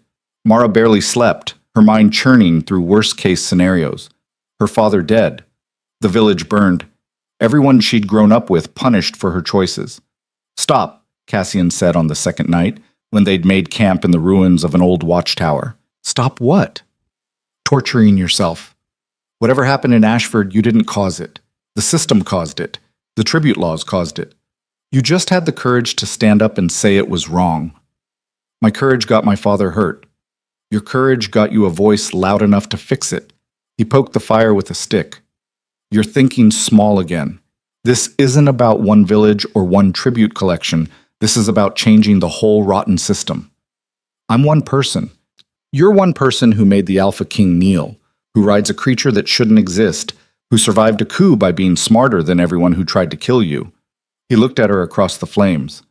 Stop acting like you're still just a candle maker. You're not. You haven't been since the moment you slapped Ronan in front of the entire court. Mara wanted to argue, but the words stuck in her throat. Because he was right. She wasn't that person anymore. Couldn't be, even if she wanted to. She'd been changed by everything that happened, hardened, sharpened, transformed into something that fit this new world she'd stumbled into. The question was whether she'd let that change destroy her or use it to build something better. They reached Ashford on the afternoon of the 3rd day. The village looked worse than when she'd left. The fields were empty, harvest taken. The livestock pens stood vacant. Even the smoke from chimneys seemed thinner, like people were rationing firewood. People emerged as they rode through. Mara saw recognition dawn on familiar faces. Shock, fear, wonder. Mrs. Chen was waiting in the square, her face lined with new worry. When she saw Mara, she let out a sob of relief. You came! I didn't know if... Where's my father? The house. Doc Warner's with him, but... Her voice broke. It's bad, Mara. Mara dismounted and ran. Her father's workshop looked the same. Same crooked door, same smell of tallow and beeswax. But inside, everything was wrong. Her father lay on a cot near the cold fireplace. His face was gray, one side bruised so badly his eye was swollen shut. His breathing was shallow, labored. Doc Warner, ancient, nearly blind, the only medical care Ashford had, sat beside him with a wet cloth and a helpless expression. Mara, her father's good eye focused on her. You shouldn't be here. She knelt beside the cot, taking his hand. It felt small, fragile. When had her father become fragile? What happened? Collectors. They wanted double tribute, said it was punishment for insubordination. Each word seemed to cost him. I told them no. Told them you were under the king's protection now. They laughed, said the king doesn't care about frontier trash. Who did this? Does it matter? Yes. Her voice was ice. It matters. Doc Warner cleared his throat. Captain Vec wasn't with them. Different soldiers, mean ones. The lead one called himself Sergeant Crane. Big fellow, scar across his nose. Mara stood. Where are they now? Tavern. Been there since yesterday, spending coin and boasting about teaching frontier folk their place. Cassian appeared in the doorway. Mara, get the guards, all of them. We're going to the tavern. What are you planning? She looked at her father, bruised, broken, hurt, because someone thought they could act without consequences. Thought a human life was worth less than wolf pride. I'm planning to make an example. The tavern was the largest building in Ashford, which wasn't saying much. 2 stories, crooked roof, floor that creaked under weight. The kind of place where frontier workers drank away their exhaustion and tried to forget tomorrow's labor. Mara kicked the door open. Conversation died. Every head turned. The collectors were easy to spot. 5 wolves in royal colors clustered around a table near the back. Drunk, loud, laughing about something that probably involved the misery of others. The one with the scar across his nose looked up. Saw Mara. His smile turned predatory. "Well, well, the king's little pet. Come to entertain us." Mara walked toward the table. Behind her, she heard Cassian and the guards file in, blocking exits. The judgment. Wolf's shadow filled the doorway. "Sergeant Crane." "That's right, and you're the candle maker who thinks she's special." He stood, swaying slightly. "Heard about you. Heard you got lucky, found some old blood, convinced the king you matter. But out here?" He gestured at the tavern. "Out here, you're just another human who needs to remember her place." "My place?" Mara stopped 3 feet from him. "Let me tell you about my place. I'm House Kael now, which means when you assault my father, you assault the king's family. When you steal from this village beyond authorized tribute, you're stealing from the crown. And when you sit here drinking and laughing about it," her voice dropped, "you're committing treason." Crane laughed. So did his companions. "Treason? That's rich. You going to arrest us? You and what authority?" Mara pulled a scroll from her coat. The royal seal gleamed red and unmistakable. "This authority, signed by King Ronan Kael himself, granting me full power to investigate tribute irregularities and punish those responsible." She let that sink in. "So here's what's going to happen. You're going to return everything you stole beyond the legal tribute amount. You're going to apologize to my father and this village, and then you're going to ride back to the capital to face judgment for assault and theft." Crane's smile faded. "You can't." "I can.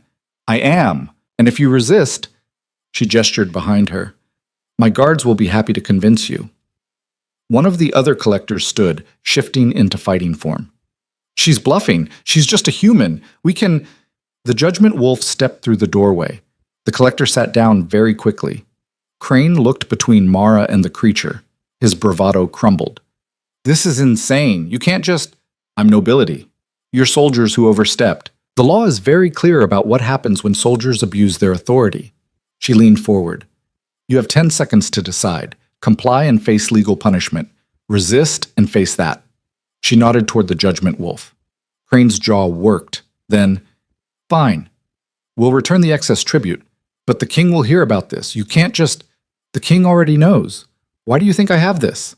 She held up the scroll. "You're done here, Sergeant. Permanently." They left under guard an hour later, looking significantly less confident than when they'd arrived. The excess tribute was returned to the village, enough grain to see them through winter, enough livestock to rebuild the herds. It wasn't everything. Could never be everything.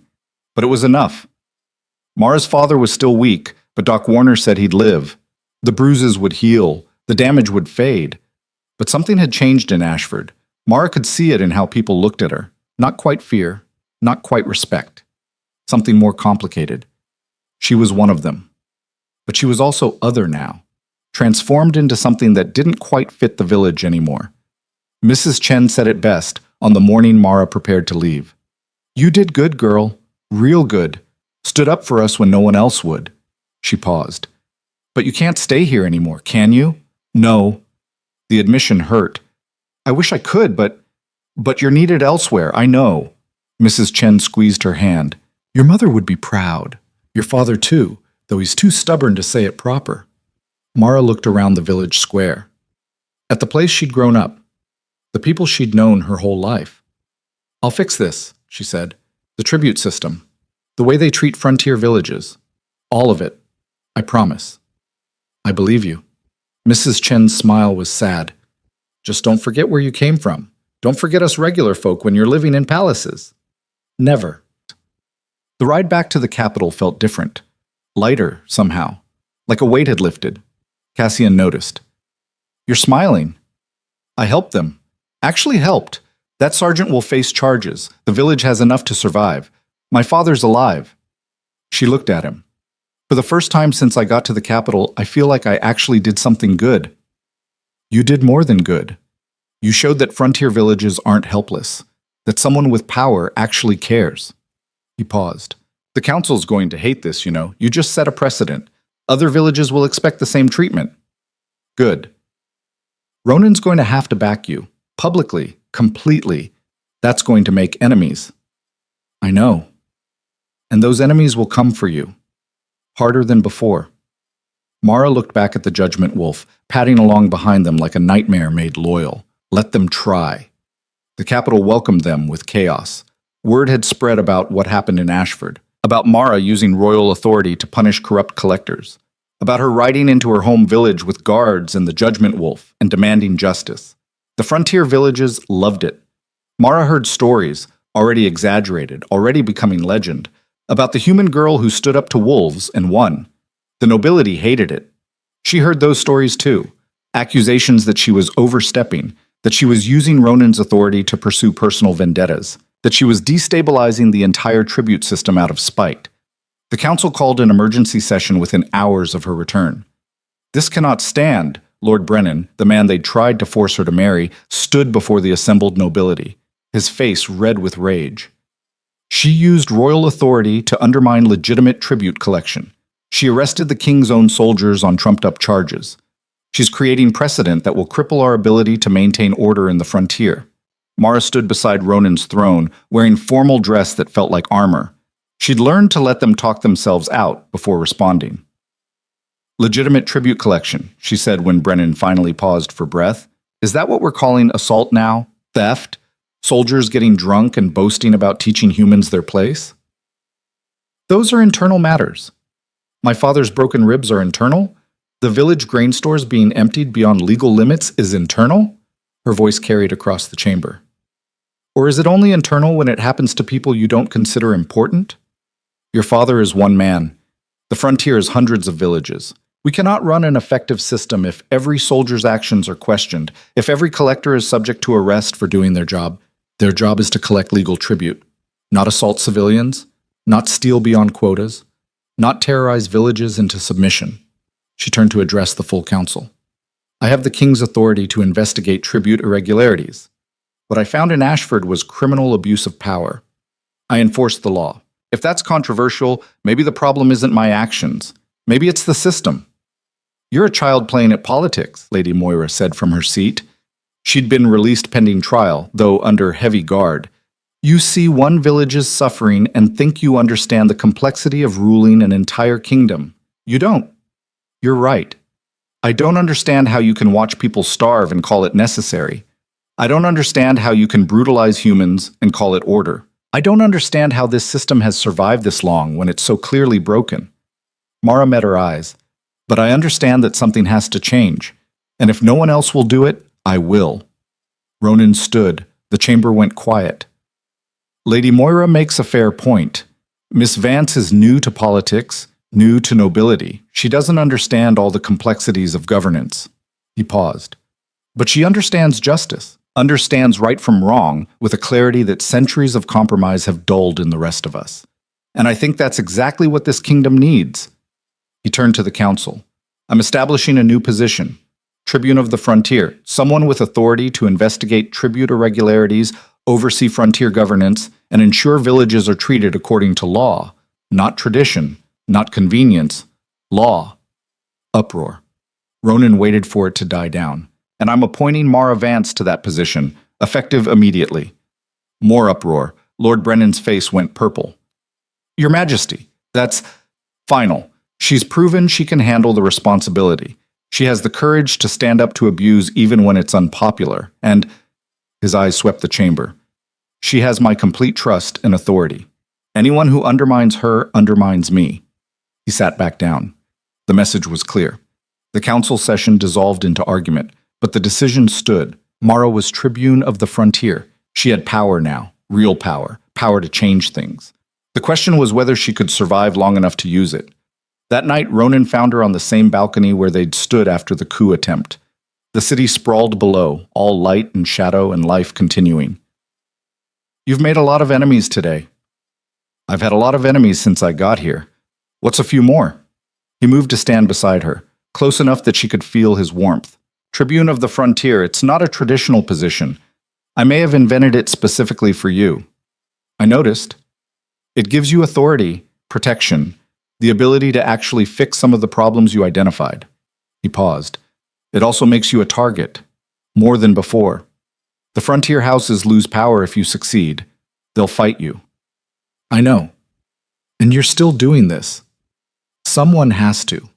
He was quiet for a moment, then, the recognition bond. It's getting stronger. My wolf is insistent. Mara's pulse quickened. What does that mean? It means eventually we're going to have to address it. What it means. What we are to each other. His hand found hers on the railing. I'm not asking for an answer now. You've been through too much. But I need you to know. He turned her to face him. I don't want you because of politics or bloodlines or strategic advantage. I want you because you're the first person in 300 years who's made me feel like something other than a crown and a title. The words hung between them, raw and honest. I don't know how to do this, Mara admitted. The bond, the politics, being Tribune, all of it. Neither do I. We'll figure it out together. His thumb brushed across her knuckles. But I need to ask, do you want this? Any of it? The position, the responsibility, the connection between us? Because if you don't, if you want to walk away, I don't want to walk away. The admission surprised her, but it was true. She'd come here to save her village, had stayed to survive, had fought to prove herself worthy. But somewhere along the way, this had become more than survival. This had become purpose, a chance to actually change things, to make the kingdom better, not just for Ashford, but for everyone like her, everyone who'd been told they didn't matter because they were born on the wrong side of a power structure. I want to stay, she said, want to be Tribune, want to fix the system, and she met his eyes. I want to figure out what this bond means, with you, if that's still an option. Ronan's smile was genuine, warm, transforming his normally severe face. It's always been an option. He leaned in slowly, giving her time to pull away. She didn't. The kiss was soft at first, tentative, then deeper, more certain, carrying the weight of everything unsaid between them. When they broke apart, Mara was breathless. Okay, she said. That's new? Good new or bad new? Definitely good. His laugh was quiet, pleased. Good.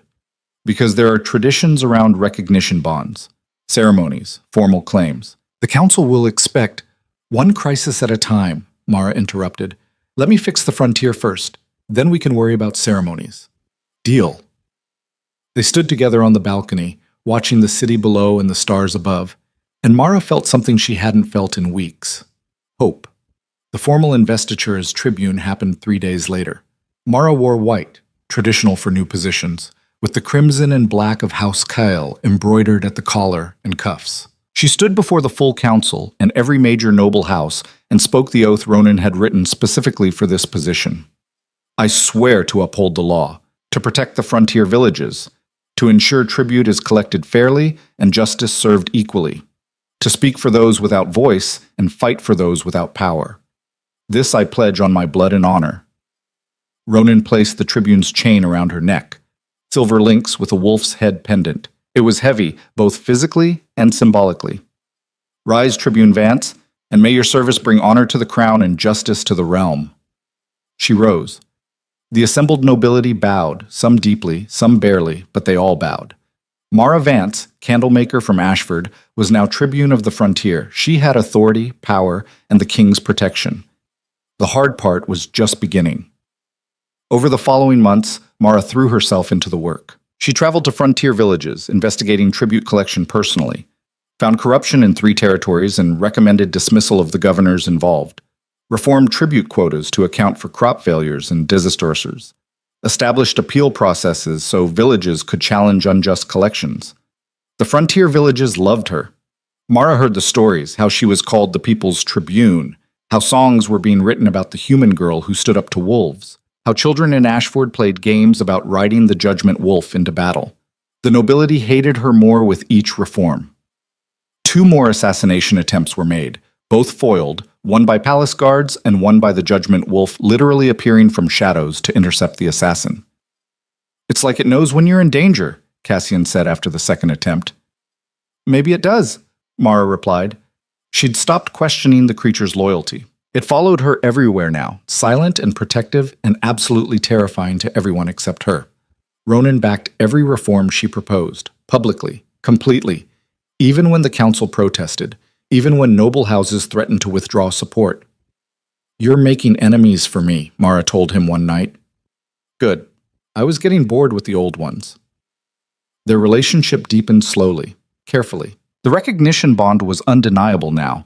Mara could feel it, a pull toward Ronan that went beyond logic or choice, something primal and absolute. They didn't rush it. Both of them knew what formal bonding would mean. The political ramifications, the expectations, the pressure. But they also knew it was inevitable. The moment came 6 months after Mara's appointment as tribune.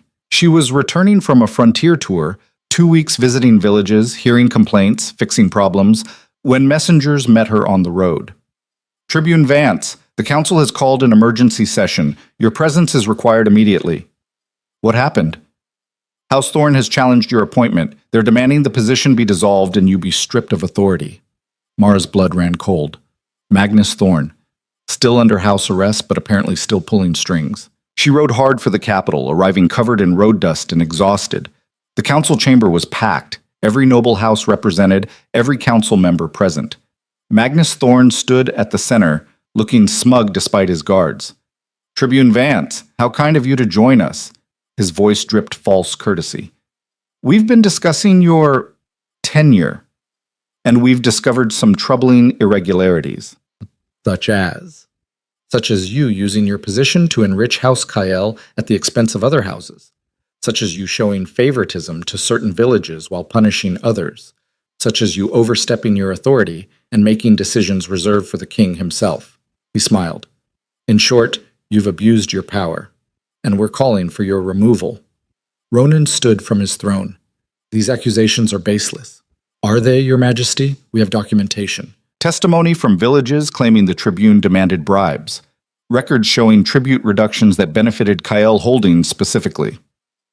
Magnus gestured to a table loaded with scrolls. "The evidence is overwhelming." Mara's mind raced. She'd been careful, documented everything, followed the law precisely.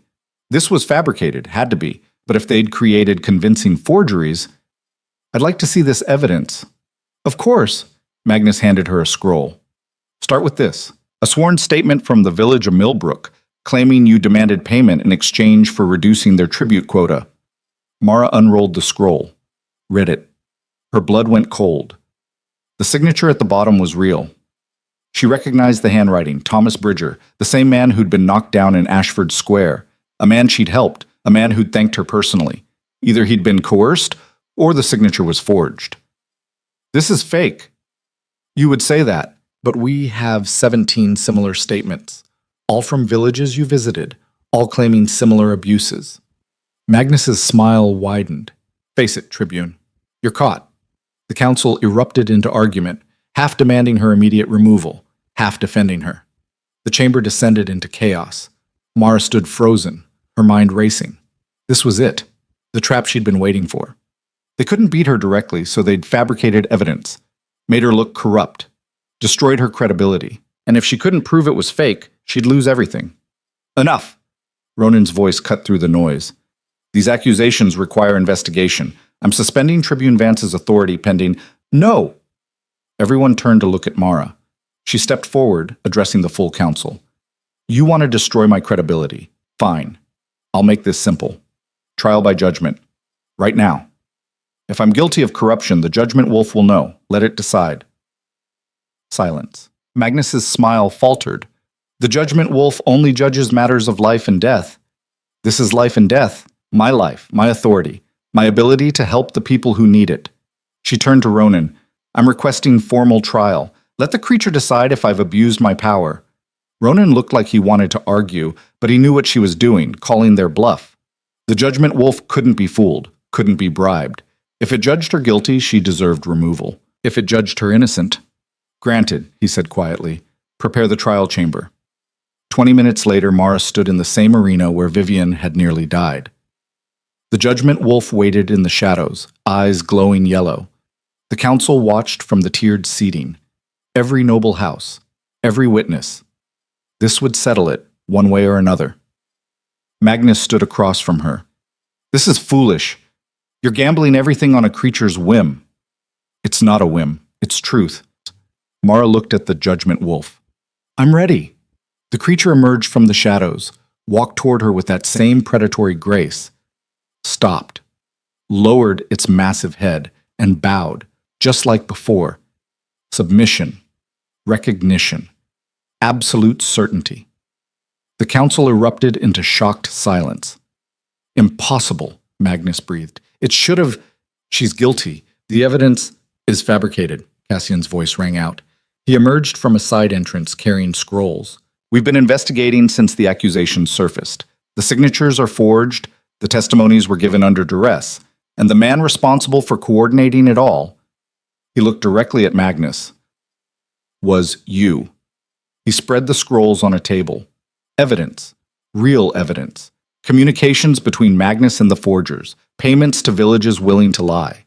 The entire conspiracy laid bare. Magnus's face went white. You can't prove?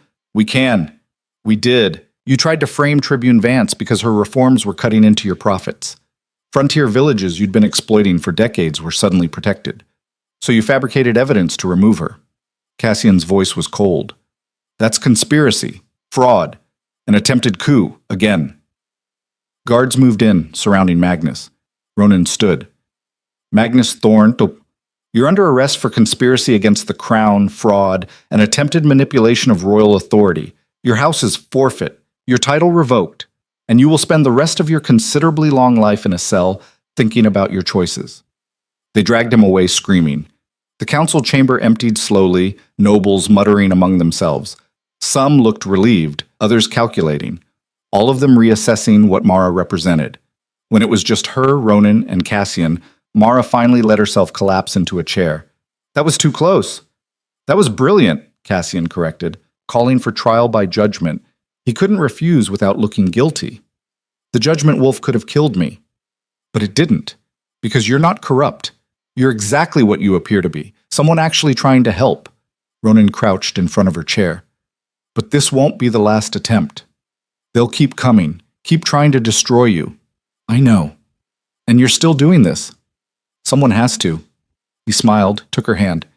Then let's make it official. All of it. The bond, the position, everything. Mara's heart stuttered. You mean formal bonding ceremony, you and me, recognized mates. It'll give you additional protection, additional authority, and his voice softened. It's what I want. What my wolf has wanted since the moment you walked into that throne room and challenged everything. Ronan, you don't have to answer now, but think about it. Please. She already knew her answer. She'd known it for months. Yes. His eyes widened. Yes? Yes. Let's do it. Make it official. Give them something else to be scandalized about. She pulled him up close enough to kiss. Besides, I'm tired of people questioning whether I belong here. Let's make it absolutely clear. His smile was brighter than she'd ever seen. You're sure? I've never been more sure of anything. The bonding ceremony happened 3 weeks later. It was held in the Grand Hall, the same place where Mara had first slapped Ronan in front of the entire court, full circle. Every noble house attended. Some because they had to. Some because they wanted to witness history. Some because they were genuinely happy. Mara wore white and crimson, traditional bonding colors. Her hair was actually styled this time, swept up and threaded with silver that caught the light. Ronan wore formal armor, polished until it gleamed, with the Kyle crest prominent on his chest. They stood before the council, before the nobility, before everyone who'd tried to destroy them. The ceremony was ancient, older than the kingdom itself. Words in a language Mara didn't fully understand but felt in her bones. When it came time for the vows, Ronan spoke first. I claim you as mate, as equal, as partner in all things. Your enemies are mine. Your victories are mine. Your life is mine to protect and cherish. Then Mara, her voice steady, I accept your claim. Offer mine in return. Your burden is mine to share. Your kingdom is mine to protect. Your life is mine to cherish and defend. The recognition bond flared. Mara felt it, not just emotional but physical, a connection that went soul deep. She gasped. Ronan's eyes flashed gold. The presiding elder, an ancient wolf whose age was measured in centuries, spoke the final words. By blood and bond, by choice and claim, you are mated. None may separate what has been joined. Let it be witnessed. Witnessed, the assembly responded. And just like that, Mara Vance, candlemaker from Ashford, became queen consort of the Northern Territories. The celebration lasted 3 days, but on the 4th day, Mara returned to work, traveled back to the frontier with Ronan at her side this time, visited villages, listened to complaints, fixed problems. They established new systems, fair tribute collection, appeal processes, protection for villages against corrupt officials. It wasn't perfect, couldn't be. Too much was broken, too much needed fixing. But it was better, measurably, tangibly better. 6 months after the bonding, Mara stood in Ashford Square again, this time with Ronan, this time as queen. Her father was there, healthy now, watching with pride barely concealed behind his gruff exterior. You did good, girl, he said quietly. Your mother would be proud. I'm not done yet. I know, but you've started. That's what matters. Mara looked around the square, at the village she'd grown up in, at the people she'd fought for. They weren't wealthy, probably never would be, but they had enough, had security, had hope that tomorrow might be better than today. That was worth everything. Ronan's hand found hers. Ready to go home? Yeah, I'm ready. They rode back to the capital as the sun set, the judgment wolf padding along behind them like a guardian shadow. Mara Vance had come to the capital to save her village, had stayed to survive, had fought to change a broken system. And somehow, impossibly, she'd won. Not completely. Not perfectly. There would be more fights, more enemies, more battles ahead. But for the first time in her life, Mara felt like she was exactly where she was supposed to be. A human queen in a wolf kingdom. A candle maker who'd become a force of change. A woman who'd refused to bow, and in doing so had transformed everything. The capital gates rose before them, massive and imposing, but not threatening, not anymore. This was home now, and Mara was just getting started.